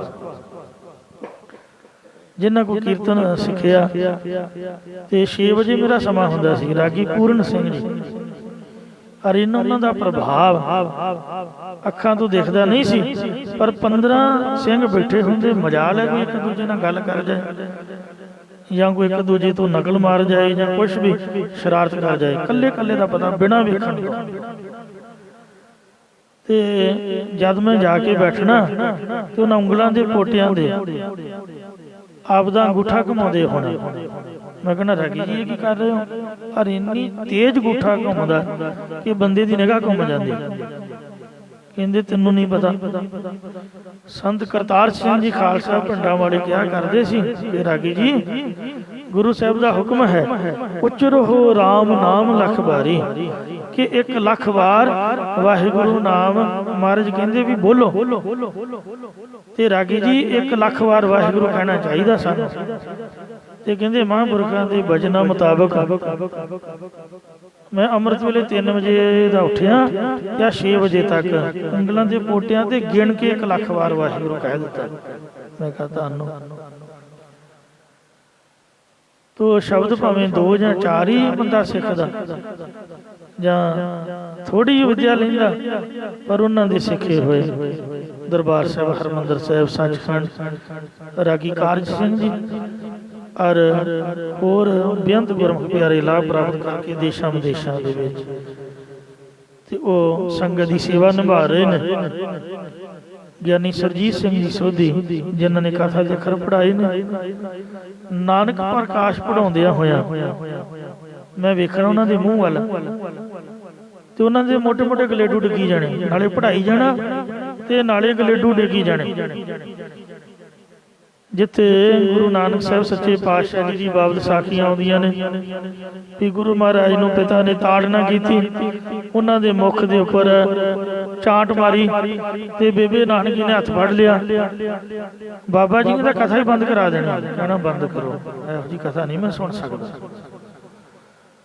वो भलिओ मानसो पिता ने तो 1 बार चपेड़ा मारियां ते आपां बार बार उन्होंने उस गल नूं ते इहो जी कथा नहीं कहते मैं सुन सकता, कोई नाम की कथा सुनाओ।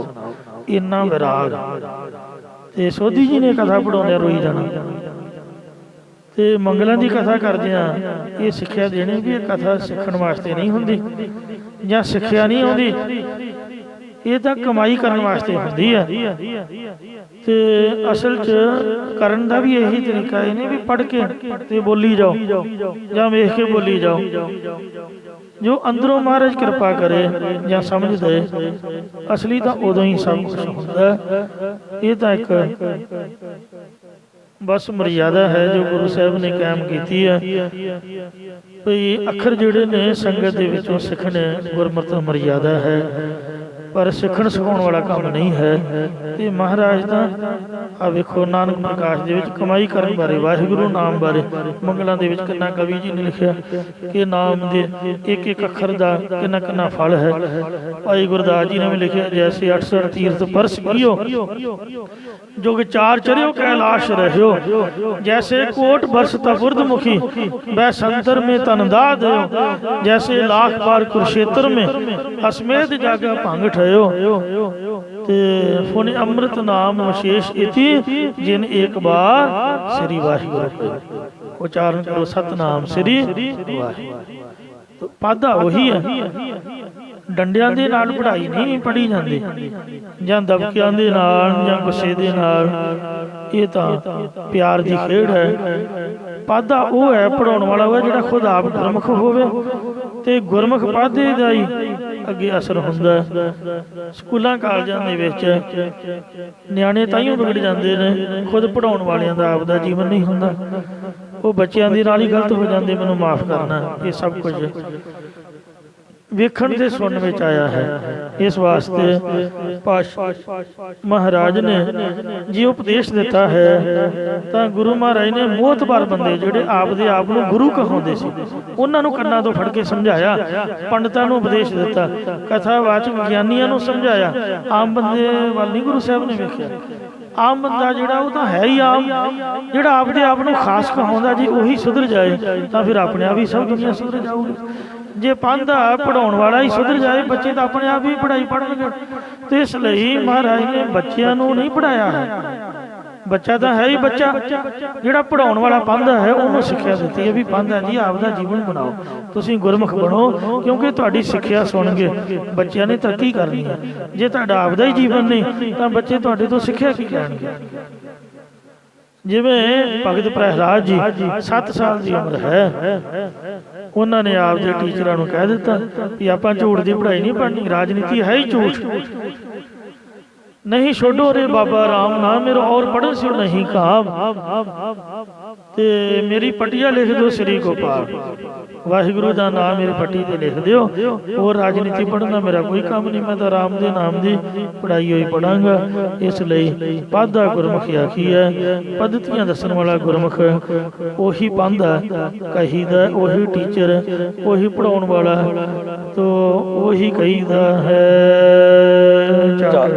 ਚਾਟੜਿਆਂ ਮਤ ਦੇ, ਜਿਹੜਾ ਆਪਣੇ ਜਗਿਆਸੂ ਰੂਪ ਚਾਟੜਿਆਂ ਚੇਲਿਆਂ ਨੂੰ ਬ੍ਰਹਮ ਦੀ ਵਿਚਾਰ ਕਰਨ ਵਾਲੀ ਸ੍ਰੇਸ਼ਟ ਮਤ, ਸ੍ਰੇਸ਼ਟ ਬੁੱਧੀ ਦੇਣਾ ਕਰਦਾ, ਗੁਰਮਤਿ ਦਾ ਦਾਨ ਦੇਣਾ ਕਰਦਾ, ਇਸ ਤਰ੍ਹਾਂ ਦੀ ਸਿੱਖਿਆ ਦੇਣਾ ਕਰੇ ਜੋ ਸਕੂਲਾਂ ਕਾਲਜਾਂ ਦੇ ਵਿੱਚ ਅਵੇਲੇਬਲ ਨਹੀਂ ਹੈ। ਭਾਵੇਂ ਗਿਆਨੀ ਕਰ ਲਓ ਤੇ ਭਾਵੇਂ ਗਿਆਨੀ ਦਾ ਪਿਓ ਕਰ ਲਓ, PhDਆਂ ਵੀ ਨਾਸਤਕ ਪੁਣਾ ਸਿਖਾਉਂਦੀਆਂ। ਜਿਹੜਾ ਥੀਸਸ ਹੈ, ਜਿੰਨਾ ਚਿਰ ਕੋਈ ਨਵੀਂ ਖੋਜ ਨਾ ਕਰੋ ਉਹਨਾਂ ਚਿਰ ਡਾਕਟਰੇਟ ਦੀ ਡਿਗਰੀ ਨਹੀਂ ਪ੍ਰਾਪਤ ਹੁੰਦੀ। ਉਹਨਾਂ ਪੜ੍ਹਾਈਆਂ ਦੇ ਵਿੱਚ ਫੋਕਾਪੁਣਾ, ਇਹ ਜਿਹੜੀ ਪੜ੍ਹਾਈ ਆਪ ਨੂੰ ਬੇਨਤੀ ਕਰ ਰਹੇ ਹਾਂ, ਇਹ ਕੇਵਲ ਤੇ ਕੇਵਲ ਗੁਰਦੁਆਰਾ ਸਾਹਿਬ ਸ੍ਰੀ ਗੁਰੂ ਗ੍ਰੰਥ ਸਾਹਿਬ ਮਹਾਰਾਜ ਜੀ ਦੀ ਪਾਵਨ ਹਜ਼ੂਰੀ ਵਿੱਚੋਂ ਹੀ ਪ੍ਰਾਪਤ ਹੁੰਦੀ ਹੈ। ਬਿਨਾਂ ਗੁਰੂ ਸਾਹਿਬ ਤੋਂ ਕੋਈ ਵੀ ਇਹ ਪੜ੍ਹਾਈ ਨਹੀਂ ਪੜ੍ਹਾ ਸਕਦਾ। ਇਸ ਲਈ ਸਭ ਤੋਂ ਵੱਡੇ ਸਾਡੇ ਮੁਖੀ ਪਾਂਧਾ ਜੀ ਉਹ ਤਾਂ ਗੁਰੂ ਨਾਨਕ ਸਾਹਿਬ ਸੱਚੇ ਪਾਤਸ਼ਾਹ ਜੀ ਨੇ, ਜਿਨ੍ਹਾਂ ਦੀ ਪੜ੍ਹਾਈ ਪੜ੍ਹਨ ਵਾਲੇ ਨੂੰ ਕੋਈ ਵੀ ਬੰਦਾ ਸਮਝਾ ਨਹੀਂ ਸਕਦਾ। ਸੰਗਤ ਜਿਹਨੇ ਕੀਤੀ ਹੋਵੇ ਸਹੀ ਮਨ ਕਰਕੇ, ਦੁਨੀਆ ਦਾ ਕੋਈ ਵੀ ਸਿਆਣਾ ਬੰਦਾ ਉਹਨੂੰ ਨਹੀਂ ਪੜ੍ਹਾ ਸਕਦਾ। ਜਿਹਦਾ ਗੁਰੂ ਨਾਨਕ ਸਾਹਿਬ ਹੋ ਗਿਆ, ਜਿਨੇ ਮਹਾਰਾਜ ਨੂੰ ਆਪਦਾ ਉਸਤਾਦ ਧਾਰ ਲਿਆ, ਕਿਉਂਕਿ ਬਾਣੀ ਵਿੱਚ ਲਿਖਿਆ ਤਿਨ ਕੋ ਕਿਆ ਉਪਦੇਸੀਆ ਜਿਨ ਗੁਰੂ ਨਾਨਕ ਦਿਓ। ਆ ਜਿੰਨੇ ਵੀ ਪਖੰਡੀ ਗੁਰੂਆਂ ਦੇ ਚੇਲੇ ਵਰਗ ਲਾ ਕੇ ਡੇਰਿਆਂ ਵਿੱਚ ਸੰਗਤਾਂ ਨੂੰ ਲੈ ਜਾਂਦੇ ਨੇ, ਉਹਨਾਂ ਸੰਗਤਾਂ ਨੇ ਜਾਂ ਤਾਂ ਅੰਮ੍ਰਿਤ ਨਹੀਂ ਛਕਿਆ ਹੁੰਦਾ ਜਾਂ ਅੰਮ੍ਰਿਤ ਛਕਣ ਤੋਂ ਬਾਅਦ ਕਦੀ ਜਪਜੀ ਸਾਹਿਬ ਦਾ ਪਾਠ ਨਹੀਂ ਕੀਤਾ ਹੁੰਦਾ। ਬਹੁਤੀਆਂ ਗੱਲਾਂ ਆਪਾਂ ਨਾ ਕਰੀਏ, ਸਭ ਛੱਡ ਦਈਏ, ਇੱਕ ਜਪਜੀ ਸਾਹਿਬ ਦਾ ਪਾਠ ਹੀ ਕਰਨਾ ਸ਼ੁਰੂ ਕਰ ਦਈਏ, ਪੱਕੀ ਗਰੰਟੀ ਲਿਖ ਕੇ ਲੈ ਜਾਓ। ਤੁਹਾਨੂੰ ਕੋਈ ਵਰਗਲਾ ਨਹੀਂ ਸਕਦਾ, ਕੋਈ ਭੁਲੇਖੇ 'ਚ ਨਹੀਂ ਪਾ ਸਕਦਾ ਕਿਸੇ ਦੀ। ਸੋ ਗੱਲ ਦੇ ਵਿੱਚ ਆ ਕੇ ਤੁਸੀਂ ਗੁਰੂ ਘਰ ਨਹੀਂ ਕਦੀ ਆਪਦੀ ਮਰਿਆਦਾ ਨੂੰ ਨਹੀਂ ਛੱਡੋਗੇ, ਕਿਉਂਕਿ ਬਾਣੀ ਜਿਹੜੀ ਆ ਸਿਦਕ ਭਰੋਸਾ ਵਿਸ਼ਵਾਸ ਬਖਸ਼ਿਸ਼ ਕਰਦੀ ਹੈ। ਸੋ ਆਪਾਂ ਪੜ੍ਹੀ ਕੋਈ ਨਹੀਂ, ਨਾ ਮੂਲ ਮੰਤਰ ਪੜ੍ਹਿਆ, ਨਾ ਵਾਹਿਗੁਰੂ ਆਖਿਆ, ਨਾ ਜਪਜੀ ਸਾਹਿਬ ਦਾ ਪਾਠ ਪੜ੍ਹਿਆ, ਤਾਂ ਆਪਾਂ ਢਿੱਲ ਮੱਠ ਕਰ ਦਿੰਦੇ ਆ, ਅੰਮ੍ਰਿਤ ਦੀ ਰਹਿਤ ਨੂੰ ਤਿਆਗ ਦਿੰਦੇ ਆ, ਗੁਰੂ ਘਰ ਛੱਡ ਕੇ ਦੂਜੇ ਪਾਸੇ ਜਾਂਦੇ ਆ। ਤੋ ਇਸ ਵਾਸਤੇ ਜਿਹਦਾ ਗੁਰੂ ਨਾਨਕ ਸਾਹਿਬ ਗੁਰੂ ਹੈ, ਤਿਨ ਕੋ ਕਿਆ ਉਪਦੇਸੀ ਹੈ ਜਿਨ ਗੁਰੂ ਨਾਨਕ ਦਿਓ। ਤੋ ਜਿਨ੍ਹਾਂ ਨੇ ਗੁਰੂ ਨਾਨਕ ਸਾਹਿਬ ਤੋਂ ਬਖਸ਼ਿਸ਼ ਲੈ ਲਈ, ਉਹਨੂੰ ਕੋਈ ਵੀ ਸਮਝਾ ਨਹੀਂ ਸਕਦਾ, ਕਿਉਂਕਿ ਉਹ ਪਹਿਲਾਂ ਹੀ ਸਮਝਿਆ ਹੋਇਆ ਹੈ। ਜਿਹੜਾ ਗੁਰੂ ਸਾਹਿਬ ਦਾ ਸਿੱਖ ਹੈ, ਉਹ ਮਹਾਰਾਜ ਦੇ ਕੋਲੋਂ ਗੁਰਮਤਿ ਦਾ ਦਾਨ ਲੈਣਾ ਕਰਦਾ। ਗੁਰੂ ਸਾਹਿਬ ਉਹਨੂੰ ਨਾਮ ਦੀ ਸਿੱਖਿਆ ਦਿੰਦੇ ਨੇ, ਬਲਿਹਾਰੀ ਗੁਰ ਆਪਣੇ ਦਿਓ ਹਾੜੀ ਸਦਵਾਰ, ਜਿਨ ਮਾਨਸ ਦੇ ਦੇਵਤੇ ਕੀਏ ਕਰਤ ਨ ਲਾਗੀ ਵਾਰ। ਨਾਮ ਸਮਾਲਾਓ ਨਾਮ ਸੰਗ੍ਰਹੋ। ਉਚਾਰਨ ਕਰੋ ਸਤਨਾਮ ਸ੍ਰੀ ਵਾਹਿਗੁਰੂ। ਮਹਾਰਾਜ ਕਹਿੰਦੇ ਹਰ ਵਕਤ ਵਾਹਿਗੁਰੂ ਨਾਮ ਨੂੰ ਸੰਭਾਲਣਾ ਕਰੋ, ਵਾਹਿਗੁਰੂ ਨਾਮ ਨੂੰ ਚੇਤੇ ਕਰੋ, ਅਤੇ ਪਰਲੋਕ ਵਾਸਤੇ ਵੀ ਨਾਮ ਰੂਪੀ ਧਨ ਨੂੰ ਹੀ ਇਕੱਤਰ ਕਰਨਾ ਕਰੋ। ਲਾਹਾ ਜਗ ਮਹਲੇ। ਇਹੀ ਜਗਤ ਦੇ ਵਿੱਚ, ਇਹੀ ਸੰਸਾਰ ਦੇ ਵਿੱਚ ਲਾਭ ਜੇ ਗੁਰਮੁਖ ਲਾਹਾ ਲੈ ਗਏ, ਮਨਮੁਖ ਚੱਲੇ ਮੂਲ ਗਵਾਏ ਜੀਓ। ਗੁਰਮੁਖ ਤਾਂ ਨਾਮ ਦੀ ਪੜ੍ਹਾਈ ਪੜ੍ਹ ਕੇ ਲਾਭ ਲੈ ਗਏ, ਤੇ ਪਰ ਜਿਹੜੇ ਮਨਮੁਖ ਨੇ ਉਹ ਆਪਦਾ ਮੂਲ, ਆਪਦੇ ਸਵਾਸ ਵੀ ਗਵਾ ਕੇ ਚਲੇ ਗਏ ਹਨ। ਇਸ ਲਈ ਸੋ ਹਰ ਨਾਮ ਤਾਂ ਨਿਰਮਲ ਅਤ ਅਪਾਰਾ, ਗੁਰ ਕੈ ਸ਼ਬਦ ਭਰੇ ਭੰਡਾਰਾ। ਜਿਹੜਾ ਮਹਾਰਾਜ ਦਾ ਨਾਮ ਧਨ ਹੈ, ਇਹਨੂੰ ਹੀ ਇਕੱਤਰ ਕਰਨਾ ਕਰੋ। ਪਿਉ ਦਾਦੇ ਕਾ ਖੋਲ ਡਿਠਾ ਖਜ਼ਾਨਾ, ਤਾਂ ਮੇਰਾ ਮਨ ਭਇਆ ਨਿਧਾਨਾ। ਰਤਨ ਲਾਲ ਜਾਕਾ ਕਛੂ ਨਾ ਮੋਲ, ਭਰੇ ਭੰਡਾਰ ਅਖੂਟ ਅਤੋਲ। ਖਾਵੇ ਹੈ ਖਰਚ ਹੈ ਰਲ ਮਿਲ ਭਾਈ, ਟੋਟ ਨਾ ਆਵੇ ਬੁੱਧ ਹੋ ਜਾਈ। ਹਰੇਕ ਦੇਸ਼ ਦੀ ਆਪੋ ਆਪਣੀ ਕਰੰਸੀ ਹੁੰਦੀ ਹੈ। ਆ ਜਿਹੜੇ ਰੁਪਈਏ ਪੈਸੇ ਨੇ, ਇਹ ਦਿੱਲੀ ਏਅਰਪੋਰਟ ਤੱਕ ਹੀ ਖਤਮ ਹੋ ਜਾਂਦੇ। ਉਸ ਤੋਂ ਅੱਗੇ ਜਿਹੜੇ ਦੇਸ਼ 'ਚ ਜਾਣਾ ਹੋਵੇ, ਉੱਥੋਂ ਦੇ ਡਾਲਰ, ਉੱਥੋਂ ਦੇ ਪਾਉਂਡ ਸਾਡੇ ਕੋਲ ਹੋਣਗੇ, ਤਾਂ ਅਸੀਂ ਸਭ ਕੁਝ ਖਰਚਾ ਵਰਚਾ ਆਪਦਾ ਪੂਰਾ ਕਰ ਸਕਦੇ ਹਾਂ। ਤੇ ਇਸੇ ਤਰ੍ਹਾਂ ਮਰਨ ਤੋਂ ਬਾਅਦ ਜਿਹੜੀ ਪਰਲੋਕ ਦੀ ਕਰੰਸੀ ਹੈ, ਉਹ ਹੈ ਵਾਹਿਗੁਰੂ ਦਾ ਨਾਮ। ਇਹ ਜਿਹੜਾ ਪ੍ਰਤੱਖ ਧਨ ਹੈ, ਇਹ ਤਾਂ ਇੱਥੇ ਵੀ ਸਾਥ ਛੱਡ ਜਾਂਦਾ, ਪਰ ਲੋਕ ਵਿੱਚ ਭਲਾ ਕਿਸ ਕੰਮ ਆਉਣਾ।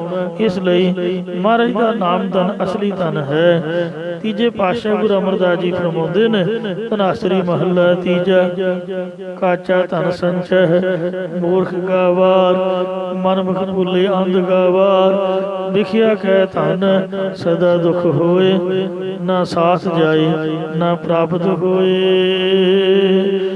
ਵਾਹਿਗੁਰੂ ਦਾ ਨਾਮ ਧਨ ਜਿਹੜਾ ਪਰਲੋਕ ਵਿੱਚ ਨਾਲ ਜਾਂਦਾ, ਕਹਿੰਦੇ ਇਹਨੂੰ ਸੰਭਾਲੋ, ਇਹਨੂੰ ਹੀ ਇਕੱਤਰ ਕਰਨਾ ਕਰੋ, ਇਹਦਾ ਹੀ ਲਾਭ ਪ੍ਰਾਪਤ ਕਰਨਾ ਕਰੋ। ਸੱਚੀ ਪੱਟੀ ਸਾਚਾ ਮਾਨਾ। ਸ਼ਰਧਾ ਰੂਪ ਸੱਚੀ ਪੱਟੀ, ਸੱਚੀ ਤਖਤੀ ਹੈ। ਸਾਡੇ ਵੇਲੇ ਲੱਕੜ ਦੀਆਂ ਫੱਟੀਆਂ ਹੁੰਦੀਆਂ ਸਨ, ਤੇ ਉਹ ਵੀ ਜਿੱਥੇ ਪਾਣੀ ਬਾਰਿਸ਼ ਵਾਲਾ ਜਮਾ ਹੋਣਾ ਸਕੂਲ ਦੇ ਬਾਹਰ-ਬਾਹਰ, ਤੇ ਉੱਥੇ ਜਾ ਕੇ ਤੇ ਉਹਨੂੰ ਪਹਿਲਾਂ ਧੋਣਾ, ਧੋ ਕੇ ਤੇ ਉਹਨੂੰ ਗਾਚਣੀ ਦੇ ਨਾਲ ਤੇ ਪੋਚ ਕੇ ਫਿਰ ਸੁਕਾ ਕੇ, ਫਿਰ ਉਹਦੇ ਲੀਕਾਂ ਮਾਰ ਕੇ ਪੂਰਨੇ ਪਾ ਕੇ, ਤੇ ਫਿਰ ਕਾਨੇ ਦੀ ਕਲਮ ਦੇ ਨਾਲ ਤੇ ਕਾਲੀ ਸਿਆਹੀ ਦੇ ਨਾਲ ਅੱਖਰਾਂ ਦੀ ਬਣਤਰ ਬਣਾ ਕੇ, ਤੇ ਹੱਥ ਨੂੰ ਪੱਕਾ ਕਰਨਾ ਵੀ ਕਿਵੇਂ ਅੱਖਰਾਂ ਦੀ ਬਣਤਰ ਬਣਾਉਣੀ ਹੈ। ਉਹ ਪੱਟੀ ਤਖਤੀ ਜਿਹੜੀ ਲੱਕੜ ਦੀ ਹੁੰਦੀ ਸੀਗੀ। ਫਿਰ ਲੋਹੇ ਦੀਆਂ ਸਲੇਟਾਂ ਆ ਗਈਆਂ, ਸਲੇਟੀ ਦੇ ਨਾਲ ਲੋਹੇ ਦੀ ਸਲੇਟ ਉੱਪਰ ਲਿਖਣਾ। ਤੇ ਅੱਜ ਕੱਲ ਕਾਪੀਆਂ ਨੇ, ਪੈਨਸਲਾਂ ਨੇ, ਪੈਨ ਹਨ। ਤੋਂ ਪੁਰਾਣੇ ਸਮੇਂ ਮੁਤਾਬਕ ਪੱਟੀ ਤਖਤੀ ਦਾ ਨਾਮ ਹੈ, ਜਿਹੜੀ ਲੱਕੜ ਦੀ ਹੁੰਦੀ ਸੀਗੀ, ਸੱਚੀ ਪੱਟੀ। ਤੋ ਲੱਕੜ ਦੀ ਫੱਟੀ ਦੇ ਉੱਪਰ ਹਿਸਾਬ ਕਿਤਾਬ ਲਿਖਣ ਦਾ ਨਾਮ ਪੜ੍ਹਾਈ ਨਹੀਂ ਹੈ। ਮਾਰੇ ਕਹਿੰਦੇ ਸ਼ਰਧਾ ਰੂਪੀ ਸੱਚੀ ਪੱਟੀ ਲੈਣਾ ਕਰੋ। ਲੱਕੜ ਦੀ ਤਖਤੀ ਸ਼ਰਧਾ ਨੂੰ ਬਣਾਓ। ਤੇ ਸੱਚ ਮਨ, ਸੱਚੇ ਦਾ ਮੰਨਣ ਕਰਨ ਵਾਲਾ ਜਿਹੜਾ ਮਨ ਹੈ ਉਹ ਸੱਚਾ ਹੈ, ਜਾਂ ਮਨ ਦੇ ਵਿੱਚ ਸੱਚ ਦਾ ਵਸਾਉਣਾ, ਇਹ ਸੱਚੀ ਤਖਤੀ ਹੈ। ਇਹਦੇ ਉੱਪਰ ਪਾੜੀਐ ਸ਼ਬਦ ਸੋ ਸਾਰ, ਸੱਚਾ ਗੁਰੂ ਉਪਦੇਸ਼ ਲਿਖ ਕੇ ਪੜ੍ਹਾਈ ਪੜ੍ਹਨਾ ਕਰੀਏ, ਮਹਾਰਾਜ ਦਾ ਨਾਮ ਲਿਖਣਾ ਕਰੀਏ। ਜਿਸ ਵਕਤ ਸਤਿਗੁਰੂ ਨਾਨਕ ਦੇਵ ਮਹਾਰਾਜ ਜੀ ਨੂੰ ਪਿਤਾ ਬਾਬਾ ਕਲਿਆਣ ਚੰਦ ਜੀ ਨੇ ਪਾਂਧਾ ਗੋਪਾਲ ਦਾਸ ਜੀ ਦੇ ਕੋਲ ਪੜ੍ਹਨੇ ਪਾਇਆ, ਤਾਂ ਪਹਿਲੇ ਦਿਨ ਗੁਰੂ ਸਾਹਿਬ ਜੀ ਸਾਰੀ ਪੜ੍ਹਾਈ ਪੜ੍ਹੀ ਗਏ, ਪਰ ਦੂਸਰੇ ਦਿਨ ਚੁੱਪ ਕਰਕੇ ਬੈਠ ਗਏ। ਪਾਂਧਾ ਜੀ ਦੇ ਸਵਾਲ ਕਰਨ ਤੋਂ ਗੁਰੂ ਸਾਹਿਬ ਨੇ ਸਾਧ ਸੰਗਤ ਜੀਓ ਪਾਂਧਾ ਜੀ ਨੂੰ ਬੇਨਤੀ ਕੀਤੀ, ਕਹਿੰਦੇ ਪਾਂਧਾ ਜੀ ਮੇਰਾ ਚਿੱਤ ਨਹੀਂ ਕਰਦਾ ਦੁਨੀਆ ਦੀ ਪੜ੍ਹਾਈ ਪੜ੍ਹਨ ਨੂੰ, ਮੈਨੂੰ ਤਾਂ ਪਰਲੋਕ ਦੇ ਜਿਹੜੇ ਨਾਮ ਦੀ ਪੜ੍ਹਾਈ ਕੰਮ ਆਉਣੀ ਉਹ ਪੜ੍ਹਾਈ ਪੜ੍ਹਾਓ। ਉਹਨੂੰ ਪਤਾ ਲੱਗਾ ਵੀ ਇਹ ਤਾਂ ਕੋਈ ਮਹਾਂਪੁਰਖ ਅਵਤਾਰੀ ਬਾਲਕ ਹੈ, ਇਹ ਤਾਂ ਮੇਰੇ ਭਲੇ ਵਾਸਤੇ ਮੇਰੇ ਕੋਲ ਆਏ ਨੇ। ਤੇ ਕਹਿਣ ਲੱਗੇ ਕਿ ਗੁਰੂ ਸਾਹਿਬ ਇਹੋ ਜਿਹੀ ਪੜ੍ਹਾਈ ਤਾਂ ਮੈਂ ਖੁਦ ਆਪ ਵੀ ਨਹੀਂ ਪੜ੍ਹਿਆ ਹੋਇਆ, ਤੇ ਮੈਂ ਕਿੱਥੋਂ ਪੜ੍ਹਾ ਸਕਦਾ। ਹਾਂ ਜੇ ਤੁਹਾਨੂੰ ਆਉਂਦੀ ਹੈ ਤੇ ਮੇਰੀ ਹੱਥ ਜੋੜ ਕੇ ਬੇਨਤੀ ਹੈ ਵੀ ਮੈਨੂੰ ਨਾਮ ਦੀ ਪੜ੍ਹਾਈ ਪੜ੍ਹਾਓ। ਤਾਂ ਮਹਾਰਾਜ ਕਹਿੰਦੇ ਲੋ ਸੁਣੋ, ਸ੍ਰੀ ਰਾਗ ਮਹੱਲਾ ਪਹਿਲਾ।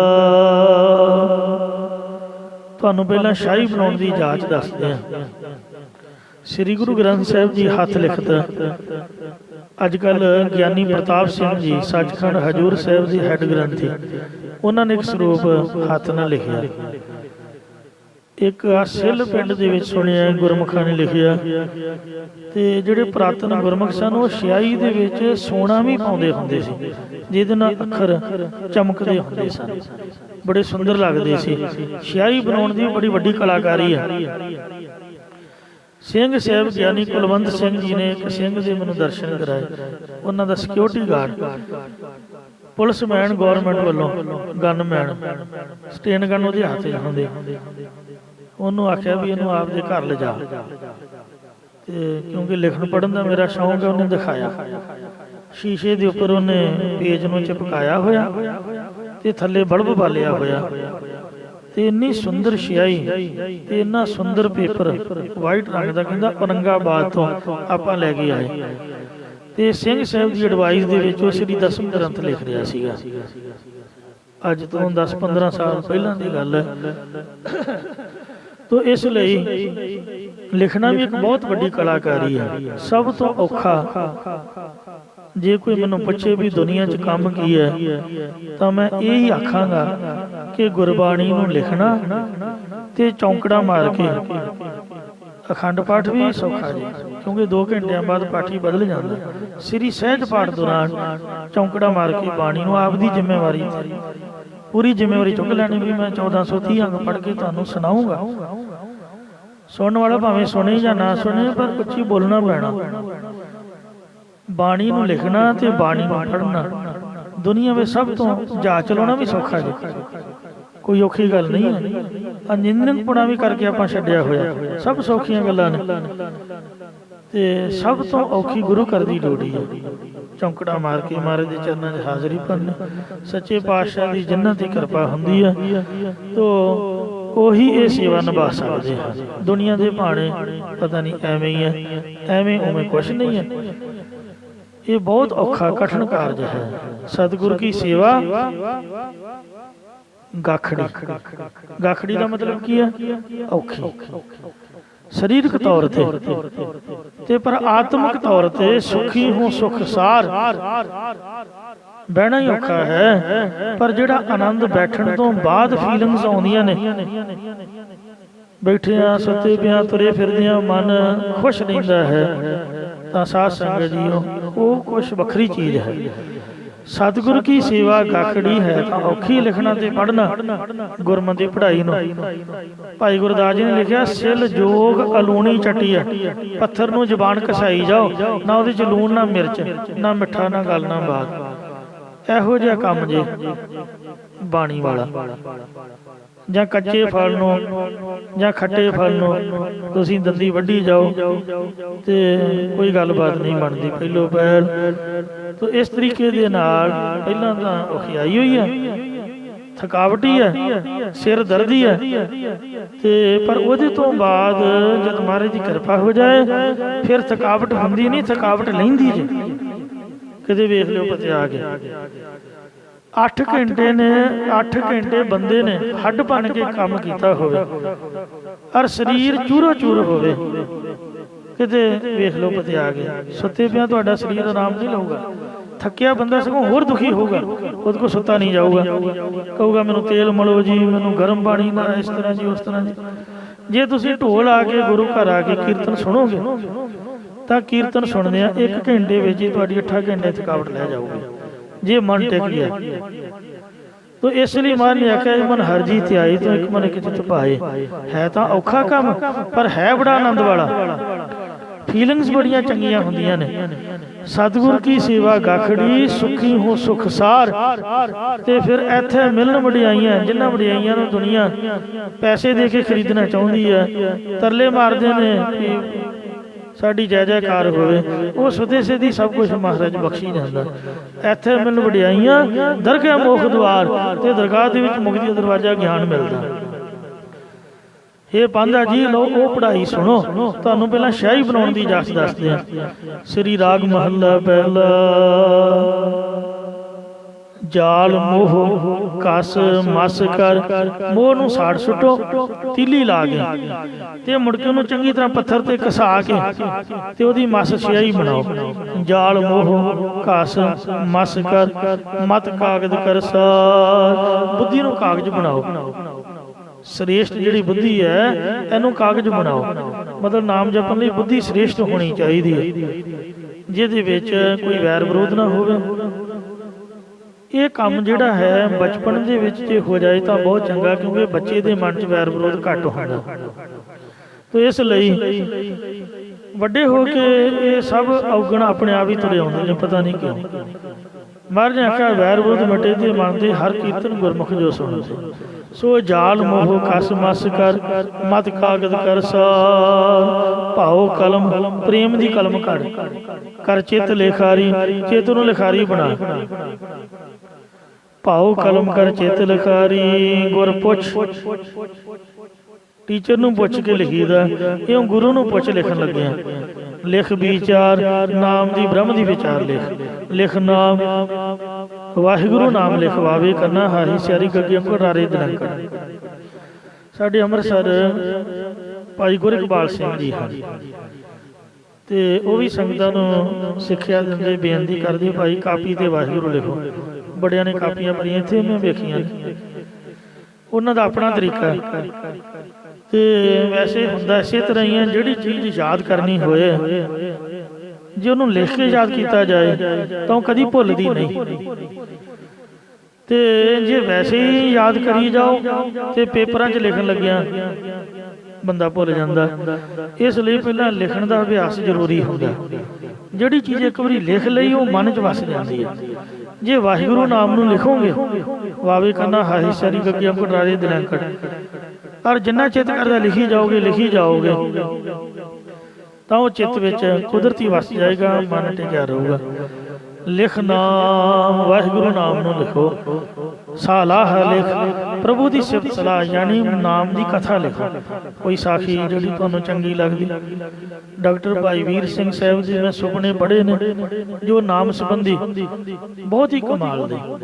ਲਾਰਸ ਰੋਡ ਕੀਰਤਨ ਸਿੱਖਣ ਜਾਈਦਾ, ਕਈਆਂ ਜਿਹੜੀਆਂ ਲੇਖਣੀਆਂ ਉਹਨਾਂ ਦੀਆਂ ਛਪਣ ਤੋਂ ਬਗੈਰ ਪਈਆਂ ਅਜੇ ਤੱਕ ਵੀ।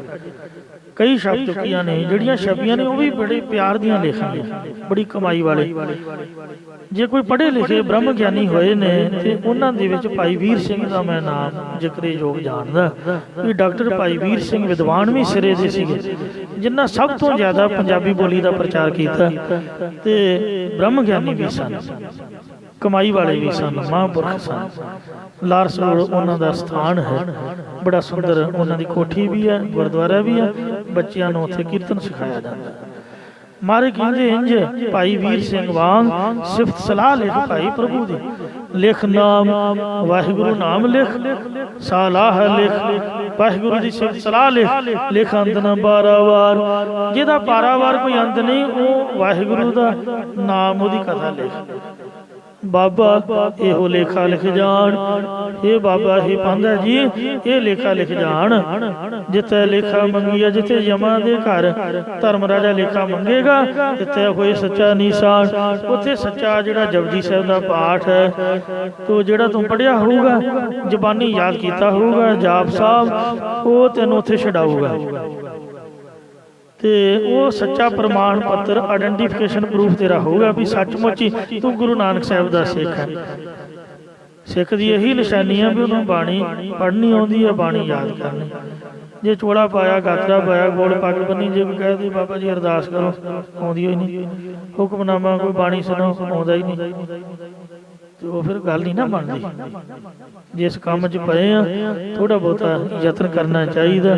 ਤੋ ਇਸ ਵਾਸਤੇ ਮਹਾਰਾਜ ਕਥਨ ਕਰਦੇ ਹਨ ਸੱਚੀ ਪੱਟੀ ਸੱਚ ਮਨ ਸ਼ਰਧਾ ਰੂਪ ਸੱਚੀ ਪੱਟੀ ਤਖਤੀ ਲੈਣਾ ਕਰੋ। ਸੱਚੇ ਦਾ ਮੰਨਣ ਕਰਨ ਵਾਲਾ ਮਨ ਸੱਚਾ ਜਾਂ ਮਨ ਵਿੱਚ ਸੱਚ ਦਾ ਵਸਾਉਣਾ ਇਹ ਸੱਚੀ ਤਖਤੀ ਹੈ। ਪੜੀਏ ਸ਼ਬਦ ਸੁਸਾਰ ਪਰ ਇਹਦੇ ਉੱਪਰ ਸੱਚਾ ਗੁਰੂ ਉਪਦੇਸ਼ ਲੈ ਕੇ ਪੜ੍ਹਨਾ ਕਰੀਏ ਉਸ ਦਾ ਸ੍ਰੇਸ਼ਟ ਤੱਤ ਸਮਝੀਏ ਗੁਰਾਂ ਦੇ ਸ਼ਬਦ ਨੂੰ ਭਲੀ ਪ੍ਰਕਾਰ ਸੰਭਾਲ ਰੂਪ ਪੜ੍ਹਾਈ ਨੂੰ ਪੜ੍ਹਨਾ ਕਰੀਏ। ਇਸੇ ਪ੍ਰਕਾਰ ਸੱਚੇ ਪੱਟੀ ਸੱਚ ਮਨ ਜਿਨ੍ਹਾਂ ਦੀ ਅੰਤःਕਰਨ ਰੂਪ ਤਖਤੀ ਸੱਚੀ ਹੈ ਤੇ ਹਿਰਦੇ ਅੰਦਰ ਸੱਚੇ ਦਾ ਮੰਨਣ ਕਰਦੇ ਹਨ। ਪੜੀਏ ਸ਼ਬਦ ਸੁਸਾਰ ਬ੍ਰਹਮ ਦੇ ਨਾਮ ਦਾ ਅਭਿਆਸ ਕਰਦੇ ਨੇ ਤੇ ਉਹਦੇ ਸਾਰ ਸਰੂਪ ਦੀ ਪ੍ਰਾਪਤੀ ਕਰ ਲੈਂਦੇ ਹਨ। ਬੱਚੇ ਜਿਹੜੇ ਪੜ੍ਹਨ ਵਾਲੇ ਨੇ ਦੁਨਿਆਵੀ ਪੜ੍ਹਾਈ ਵੀ ਮੈਂ ਵੇਖਿਆ ਵੀ ਕਈ ਪੀਰੀਅਡ ਮਿਸ ਹੋ ਜਾਂਦੇ ਨੇ ਸਵੇਰ ਤੋਂ ਸ਼ਾਮ ਤੱਕ। ਜੇ 9 ਵਜੇ ਕਾਲਜ ਲੱਗਾ ਤੇ 4 ਵਜੇ ਤੱਕ 2-4 ਪੀਰੀਅਡ ਤਾਂ ਮਿਸ ਹੁੰਦੇ ਹੀ ਨੇ ਡੇਲੀ। ਤੇ ਬਾਕੀ ਵੱਡੇ ਬੱਚੇ ਤਾਂ ਬਿਲਕੁਲ ਹੀ ਪੜ੍ਹ ਕੇ ਕੋਈ ਰਾਜੀ ਨਹੀਂ ਹਾਜ਼ਰੀ ਲਵਾਉਣੀ ਤੇ ਆਪ ਦੇ ਇੱਧਰ ਉੱਧਰ ਤੁਰੇ ਫਿਰੋ। ਤੇ ਬਾਕੀ ਜੇ ਸਭ ਕੁਝ ਪੜ੍ਹੇ ਵੀ ਬੰਦਾ ਤੇ 9 ਵਜੇ ਤੱਕ ਤਾਂ ਵਿਹਲੇ ਰਹੀਦਾ। ਕਲਾਸ ਤਾਂ 9 ਵਜੇ ਲੱਗਣੀ ਹੈ। ਜੇ 5 ਵਜੇ ਬੰਦਾ ਉੱਥੇ 4 ਵਜੇ ਤੱਕ ਆਪਦਾ ਨਿਤਨੇਮ ਹੋ ਸਕਦਾ। ਤੇ ਜਿਹੜਾ ਪੀਰੀਅਡ ਮਿਸ ਹੋ ਗਿਆ ਜਾਂ ਲੰਚ ਟਾਈਮ ਹੈ ਉਦੋਂ ਆਪਾਂ ਮਹਾਰਾਜ ਦੇ ਨਾਮ ਦੀ ਪੜ੍ਹਾਈ ਪੜ੍ਹ ਸਕਦੇ ਹਾਂ। ਇਹ 4 ਵਜੇ ਤੋਂ ਬਾਅਦ 10 ਵਜੇ ਤੱਕ 6 ਘੰਟੇ ਨੇ। ਕੋਈ ਵੀ ਭਾਵੇਂ ਪੜ੍ਹਾਉਣ ਵਾਲਾ ਹੈ ਉਹ ਫੁੱਲ ਟਾਈਮ ਪੜ੍ਹਾਉਂਦਾ ਨਹੀਂ, ਕੋਈ ਪੜ੍ਹਨ ਵਾਲਾ ਫੁੱਲ ਟਾਈਮ ਪੜ੍ਹਦਾ ਨਹੀਂ। ਇਹ ਕੰਮ ਹਮੇਸ਼ਾ ਨਹੀਂ ਕੀਤਾ ਜਾ ਸਕਦਾ, ਬਦਲ ਬਦਲ ਕੇ। ਤੋ ਇਸੇ ਤਰ੍ਹਾਂ ਜੇ ਗੁਰਮਤਿ ਪੜ੍ਹਾਈ ਦਾ ਵੀ ਕੋਈ ਸਮਾਂ ਰੱਖ ਲਈਏ, ਜੇ ਮਨ ਵਿੱਚ ਸੋਚ ਹੋਏਗੀ ਤਾਂ ਸਮਾਂ ਵੀ ਆਪਣੇ ਆਪ ਨਿਕਲੂਗਾ। ਤੋ ਇਸ ਵਾਸਤੇ ਮਹਾਰਾਜ ਕਹਿੰਦੇ ਨੇ ਕਿ ਸੱਚੀ ਪੜ੍ਹਾਈ ਨੂੰ ਵੀ ਪੜ੍ਹਨ ਦਾ ਯਤਨ ਕਰੀਏ। ਪੜੀਏ ਸ਼ਬਦ ਸੁਸਾਰ ਸ੍ਰੇਸ਼ਟ ਸ਼ਬਦ ਦੀ ਨਾਮ ਦੀ ਪੜ੍ਹਾਈ ਨੂੰ ਪੜ੍ਹਨਾ ਕਰੀਏ। ਨਾਨਕ ਸੋ ਪੜਿਆ ਸੋ ਪੰਡਤ ਬੀਨਾ ਮਹਾਰਾਜ ਕਥਨ ਕਰਦੇ ਨੇ ਕਿ ਉਹ ਵੇਦਾਂ ਦੇ ਪੜ੍ਹਨ ਵਾਲਾ ਪੰਡਤ ਹੈ, ਉਹ ਪੰਡਤ ਵਿਦਵਾਨ ਹੈ, ਗਿਆਨੀ ਹੈ, ਪ੍ਰਚਾਰਕ ਹੈ, ਬੁੱਧੀਜੀਵੀ ਹੈ, ਗਿਆਨ ਦੇ ਜਾਣਨ ਵਾਲਾ ਹੈ, ਜਾਂ ਉਹੀ ਵੇਦ ਸ਼ਾਸਤਰ ਪੜ੍ਹਿਆ ਹੋਇਆ ਹੈ, ਉਹੀ ਚਤੁਰ ਪੰਡਤ ਹੈ। ਸੋ ਚਤੁਰ ਸਿਆਣਾ ਸੁਗੜ ਸੋਏ ਜਿਨ ਤਜਿਆ ਮਾਨ। ਜਿਹਨੇ ਆਪ ਦਾ ਹੰਕਾਰ ਛੱਡ ਦਿੱਤਾ ਉਹੀ ਸਿਆਣਾ ਹੈ। ਪਾ ਬ੍ਰਹਮ ਸਰੋਤਰੀ ਬ੍ਰਹਮ ਨਿਸ਼ਟੀ ਉਹੀ ਹੈ। ਜਿਸ ਰਾਮ ਨਾਮ ਗਲ ਹਾਰ ਜਿਨੇ ਸਾਹਾਂ ਰੂਪੀ ਧਾਗੇ 'ਚ ਪਰੋ ਕੇ ਰੇਜੇ ਰੂਪੀ ਗਲ ਕੰਠ ਦੇ ਵਿੱਚ ਰਮੰਤੀ ਸਾ ਰਾਮਾ ਰਮੇ ਪਰਮੇਸ਼ਰ ਦੇ ਨਾਮ ਦਾ ਹਾਰ ਗਲ ਵਿੱਚ ਪਾਇਆ ਹੋਇਆ। ਹਰ ਨਾਮ ਹਿਰਦੈ ਪਰੋਇਆ ਸਭ ਕਾਜ ਹਮਾਰਾ ਹੋਇਆ। ਸਾਧ ਸੰਗਤ ਜੀਓ ਇੱਥੇ 54 ਪੌੜੀਆਂ ਦੱਖਣੀ ਓਂਕਾਰ ਦੀਆਂ ਸੰਪੂਰਨ ਹੋਈਆਂ ਨੇ। ਇਸ ਲਈ ਮਹਾਰਾਜ ਨੇ 54 ਅੰਕ ਲਿਖਿਆ। ਉਹਦੇ ਤੋਂ ਬਾਅਦ ਫਿਰ ਏਕਾ ਪਾਇਆ। ਏਕੇ ਦਾ ਮਤਲਬ ਇਹ ਹੈ ਕਿ ਬਾਣੀ ਇੱਕੋ ਹੀ ਹੈ, ਦੱਖਣੀ ਓਂਕਾਰ। ਪੌੜੀਆਂ ਦੀਆਂ 54 ਨੇ। ਇਸ ਕਰਕੇ ਸਤਿਗੁਰੂ ਸਾਹਿਬ ਜੀ ਨੇ ਏਕਾ ਲਾਇਆ ਹੈ ਕਿ ਦੱਖਣੀ ਓਂਕਾਰ ਨਾਮੇ ਬਾਣੀ 54 ਪੌੜੀਆਂ ਵਾਲੀ ਇੱਕ ਬਾਣੀ ਹੈ। ਜਿਵੇਂ ਜਪਜੀ ਸਾਹਿਬ ਜਾਂ ਜਾਪ ਸਾਹਿਬ ਪੌੜੀਆਂ ਜਿੰਨੀਆਂ ਵੀ ਹਨ ਤੇ ਪਰ ਬਾਣੀ ਇੱਕ ਹੀ ਹੈ। ਇਸ ਵਾਸਤੇ ਗੁਰੂ ਸਾਹਿਬ ਦੀ ਕਿਰਪਾ ਹੋਈ ਹੈ। ਭੁੱਲਾਂ ਚੁੱਕਾ ਖਿਮਾ ਕਰਨੀਆਂ ਜੀ, ਅੱਗੇ ਤੋਂ ਮਤ ਬਖਸ਼ਣੀ। ਸੱਚੇ ਬੱਟੇ ਸਾਚ ਮਨ ਪੜੀਐ ਸ਼ਬਦ ਸੁਸਾਰ ਨਾਨਕ ਸੋ ਪੜਿਆ ਸੋ ਪੰਡਤ ਬੀਨਾ, ਜਿਸ ਰਾਮ ਨਾਮ ਗਲ ਹਾਰ। ਵਾਹਿਗੁਰੂ ਜੀ ਕਾ ਖਾਲਸਾ, ਵਾਹਿਗੁਰੂ ਜੀ ਕੀ ਫਤਿਹ। ਰਾਮਗਲੀ ਮਹੱਲਾ ਤੀਜਾ।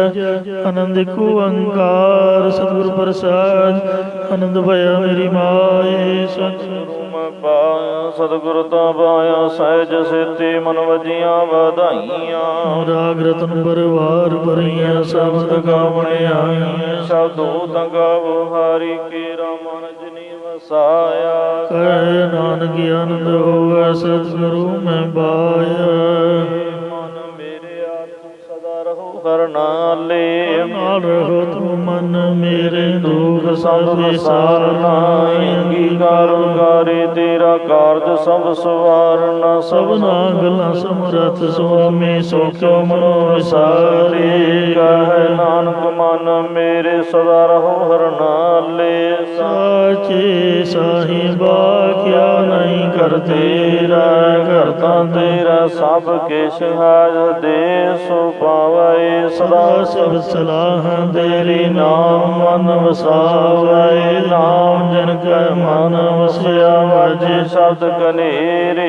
ਕਹਿ ਨਾਨਕ ਸੱਚੇ ਸਾਹਿਬ ਕਿਆ ਨਹੀਂ ਕਰ ਤੇਰਾ। ਸਾਚਾ ਨਾਮ ਮੇਰਾ ਆਧਾਰੋ, ਸਾਜ ਨਾਮ ਆਧਾਰ ਮੇਰਾ। ਜਨ ਭੁੱਖਾ ਸਭ ਗਵਾਈਆਂ ਕਰ ਸਾਧ ਸੁਖ ਮਨ ਆਈ ਵਸਿਆ। ਜਿਨੇ ਇੱਛਾ ਸਭ ਪੁਜਾਈਆਂ। ਸਦਾ ਕੁਰਬਾਨ ਕੀਤਾ ਗੁਰੂ ਬੈਠੋ, ਜਿਸ ਦੀਆਂ ਵਡਿਆਈਆਂ। ਕਹਿ ਸੁਣੋ ਸੰਤੋ ਸਭ ਧਰੋ ਪਿਆਰੋ। ਸਾਚਾ ਨਾਮ ਮੇਰਾ ਆਧਾਰੋ, ਵਾਜੇ ਪੰਜ ਸ਼ਬਦ ਕਰ ਸੁਭਾਗਾ ਘਰ ਸੁਭਾਗਾ ਸੌਦ ਵਾਜੇ। ਕਾਲਾ ਜਦ ਕਰ ਧਾਰੀਆ ਪੰਜ ਦੁਧ ਵਸ ਗੀਤੇ। ਕਾਲ ਕੰਡਕ ਮਾਰਿਆ ਤੁਰ ਕਰਮ ਪਾਇਆ। ਤੁਜਨ ਕੋ ਸੇ ਨਾਮ ਹਰ ਕੈ ਲਾਗੇ। ਕਹਿ ਨਾਨਕ ਤਾ ਸੁਗੋ ਆਦਤ ਕਰ ਅਨਹਦ ਵਾਜੇ। ਅਨੰਦ ਸੁਣੋ ਵਡ ਭਾਗੀ ਹੋ, ਸਗਲ ਮਨੋਰਥ ਪੂਰੇ। ਪਾਰ ਬ੍ਰਹਮ ਪ੍ਰਭਾਇਆ ਉਤਰੇ ਸਗਲ ਵਸੂਰੇ। ਦੁਖ ਰੋਗ ਸੰਤਾਪ ਉਤਰੇ, ਸੋਹਣੇ ਸੱਚੀ ਬਾਣੀ। ਸੰਤ ਸਾਜਨ ਭਏ ਸਰਸੇ ਪੂਰੇ, ਗੁਰ ਤੇ ਜਾਣੀ। ਸੁਣਤੇ ਪੁਨੀਤ ਕਹਤੇ, ਪਵਿੱਤ ਸਤਿਗੁਰ ਰਹਿਆ ਭਰਪੂਰੇ। ਬਿਨਵੰਤ ਨਾਨਕ ਗੁਰ ਚਰਨ ਲਾਗੇ, ਵਾਜੇ ਅਨੰਦ ਤੂਰੇ। ਸਲੋਕ ਪਵਨ ਗੁਰੂ ਬਾਣੀ, ਪਿਤਾ ਮਾਤਾ ਤਰਤ ਮਹਾਤ। ਦਿਵਸ ਰਾਤ ਦੁਇ ਦਾਈ ਦਾਇਆ, ਖਿਲਾ ਸਗਲ ਜਗਤ। ਚੰਗਿਆਈਆਂ ਬੁਰਿਆਈਆਂ, ਵਾਚਾ ਧਰਮ ਹਦੂਰਾ। ਕਰਮੀ ਆਪੋ ਆਪਣੀ, ਕੇ ਨੇੜਾ ਕੇ ਦੂਰਾ। ਜਿਨੀ ਨਾਮ ਧਿਆਇਆ, ਗਏ ਮਸਕਤ ਕਾਲ। ਨਾਨਕ ਤੇ ਮੁਖ ਉਜਲੇ, ਕੀਤੀ ਛੁਟੀ ਨਾਲ ਗੁਠਾਰ। ਤੁਮ ਮੈਂ ਅਰਦਾਸ ਜੀਉ ਪਿੰਡ ਸਭ ਤੇਰੀ। ਤੁਮ ਮਾਤ ਪਿਤਾ ਹਮ ਬਾਰਕ ਤੇਰੇ। ਤੁਮਰੀ ਕਿਰਪਾ ਮੈਂ ਕੋਏ ਨ ਜਾਣੈ। ਤੁਮਰਾ ਅੰਤ ਊਚੇ ਤੇ ਊਚਾ। ਸਗਲ ਸਮਗਰੀ ਤੁਮਰੈ ਸੂਤਰ ਧਾਰੀ। ਤੁਮ ਤੇ ਹੋਏ ਸੋ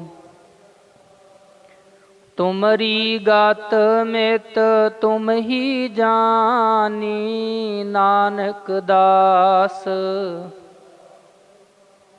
ਤੁਧ ਆਗੈ ਅਰਦਾਸ ਹਮਾਰੀ। ਜੀਉ ਪਿੰਡ ਸਭ ਕਹੋ ਨਾਨਕ ਸਭ ਤੇਰੀ ਵਡਿਆਈ। ਕੋਈ ਨਾਉ ਨ ਜਾਣੈ। ਵਾਹਿਗੁਰੂ ਵਾਹਿਗੁਰੂ ਵਾਹਿਗੁਰੂ ਜੀ। ਇੱਕ ਓੰਕਾਰ। ਸ੍ਰੀ ਵਾਹਿਗੁਰੂ ਜੀ ਕੀ ਫਤਿਹ। ਸ੍ਰੀ ਭਗਵਤੀ ਜੀ ਸਹਾਇ। ਵਾਰ ਸ੍ਰੀ ਭਗਵਤੀ ਜੀ ਕੀ ਪਾਤਸ਼ਾਹੀ ਦਸਵੀਂ। ਪ੍ਰਥਮ ਭਗਉਤੀ ਸਿਮਰ ਕੈ ਗੁਰੂ ਨਾਨਕ ਲਈ ਧਿਆਏ। ਫਿਰ ਅੰਗਦ ਗੁਰ ਤੇ ਅਮਰਦਾਸ ਰਾਮਦਾਸੈ ਹੋਈ ਸਹਾਏ। ਅਰਜਨ ਹਰ ਗੋਬਿੰਦ ਨੂੰ ਸਿਮਰਾਓ ਸ੍ਰੀ ਹਰਿ ਰਾਏ। ਸ੍ਰੀ ਹਰਿ ਕ੍ਰਿਸ਼ਨ ਧਿਆਈਐ ਜਿਸ ਡਿਠੇ ਸਭ ਦੁਖ ਜਾਏ। ਤੇਗ ਬਹਾਦਰ ਸਿਮਰੀਐ ਘਰ ਨੌ ਨਿਦਾਵੈ ਧਾਏ। ਸਭ ਥਾਈ ਹੋਏ ਸਹਾਏ।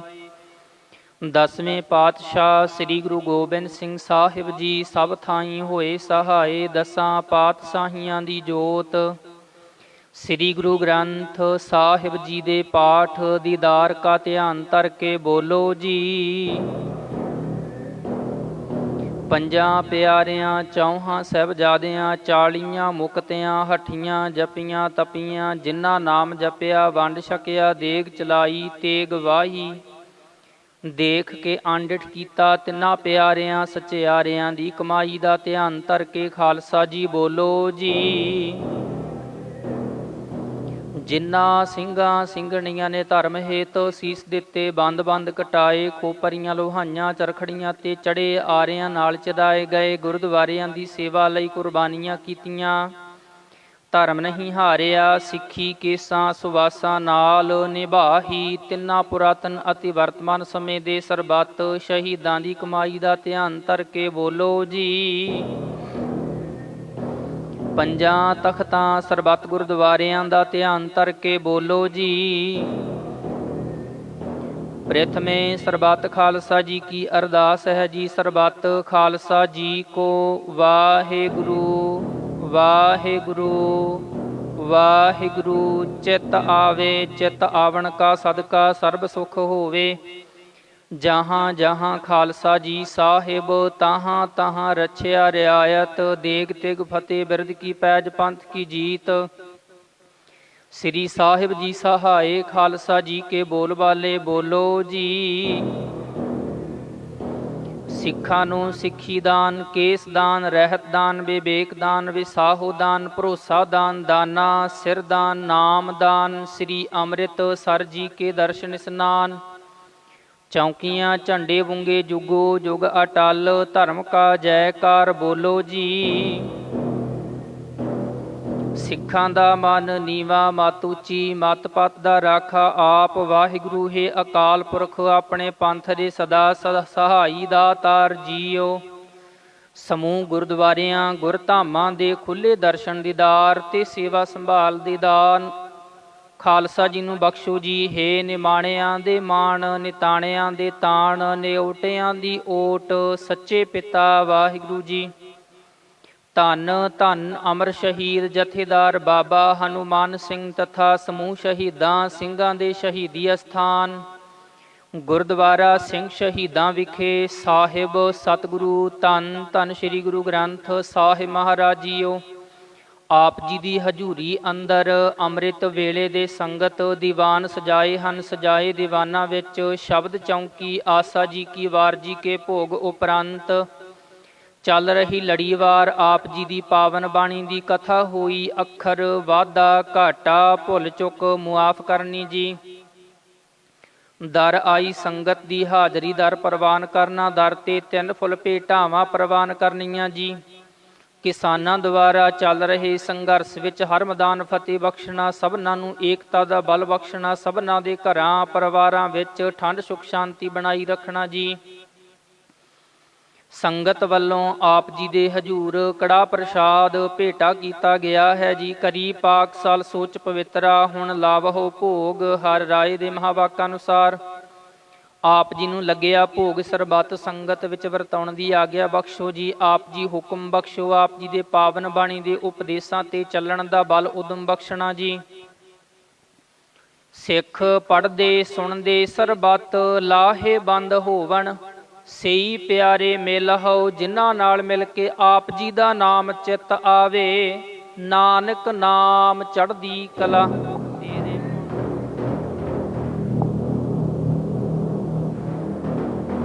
ਵਾਹਿਗੁਰੂ ਜੀ ਕਾ ਖਾਲਸਾ ਵਾਹਿਗੁਰੂ ਜੀ ਕੀ ਫਤਿਹ। ਦੋਹਰਾ ਆਗਿਆ ਭਈ ਆਕਾਲ ਕੀ ਸਭ ਸਿੱਖਨ ਕੋ ਹੁਕਮ ਹੈ। ਗੁਰੂ ਗ੍ਰੰਥ ਜੀ ਮਾਨਿਓ जो प्रभ को मिलबो चह,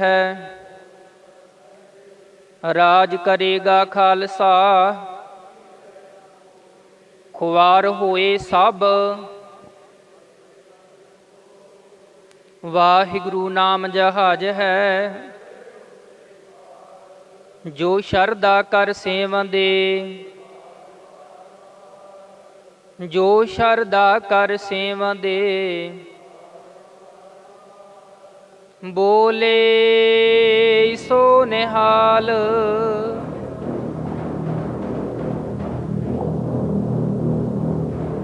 वाहिगुरु जी का खालसा, वाहिगुरु जी की फतेह।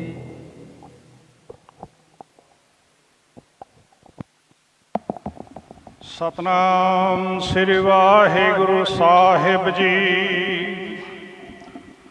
धन सो वेला घड़ी धन, धन मूरत पल सार।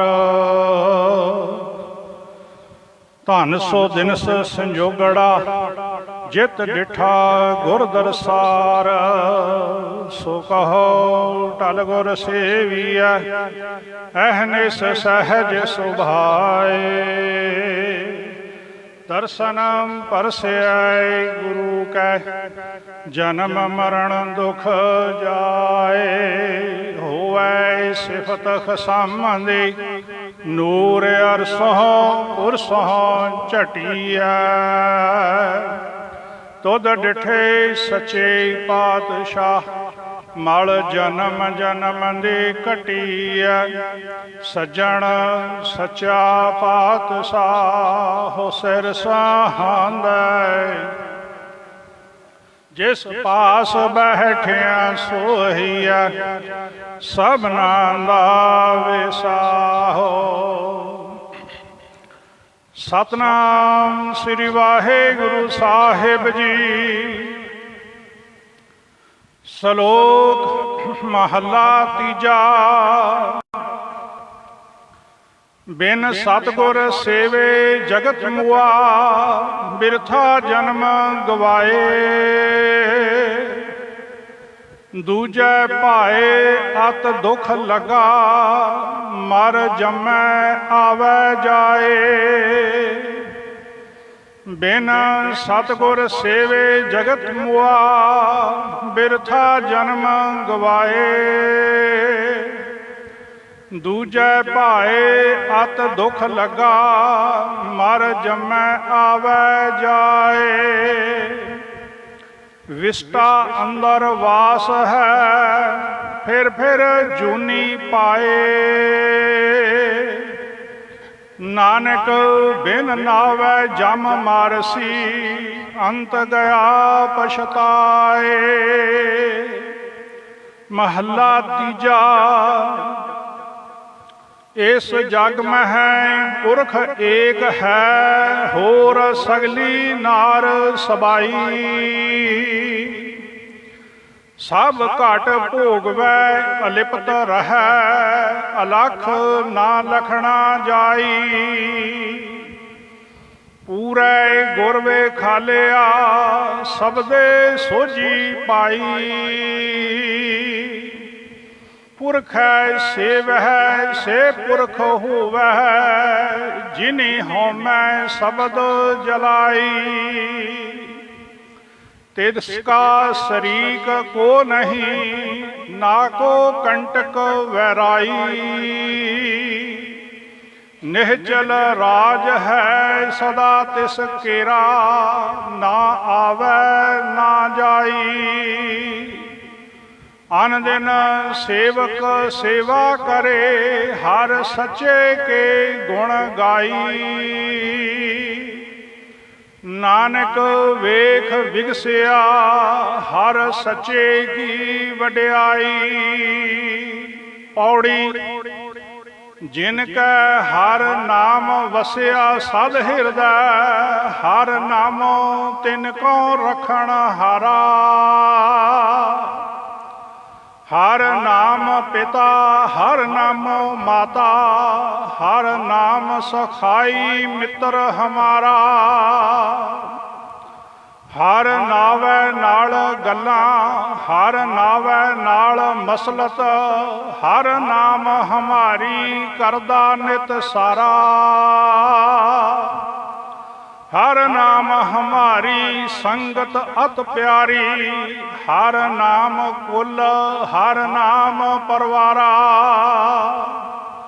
ਜਨ ਨਾਨਕ ਕਉ ਹਰ ਨਾਮ ਹਰ ਗੁਰ ਦੀਆ, ਹਰ ਹਲਤ ਪਲਤ ਸਦਾ ਕਰੇ ਨਿਸਤਾਰਾ। ਹਰ ਨਾਮ ਹਮਾਰੀ ਸੰਗਤ ਅਤ ਪਿਆਰੀ, ਹਰ ਨਾਮ ਕੁਲ, ਹਰ ਨਾਮ ਪਰਵਾਰਾ।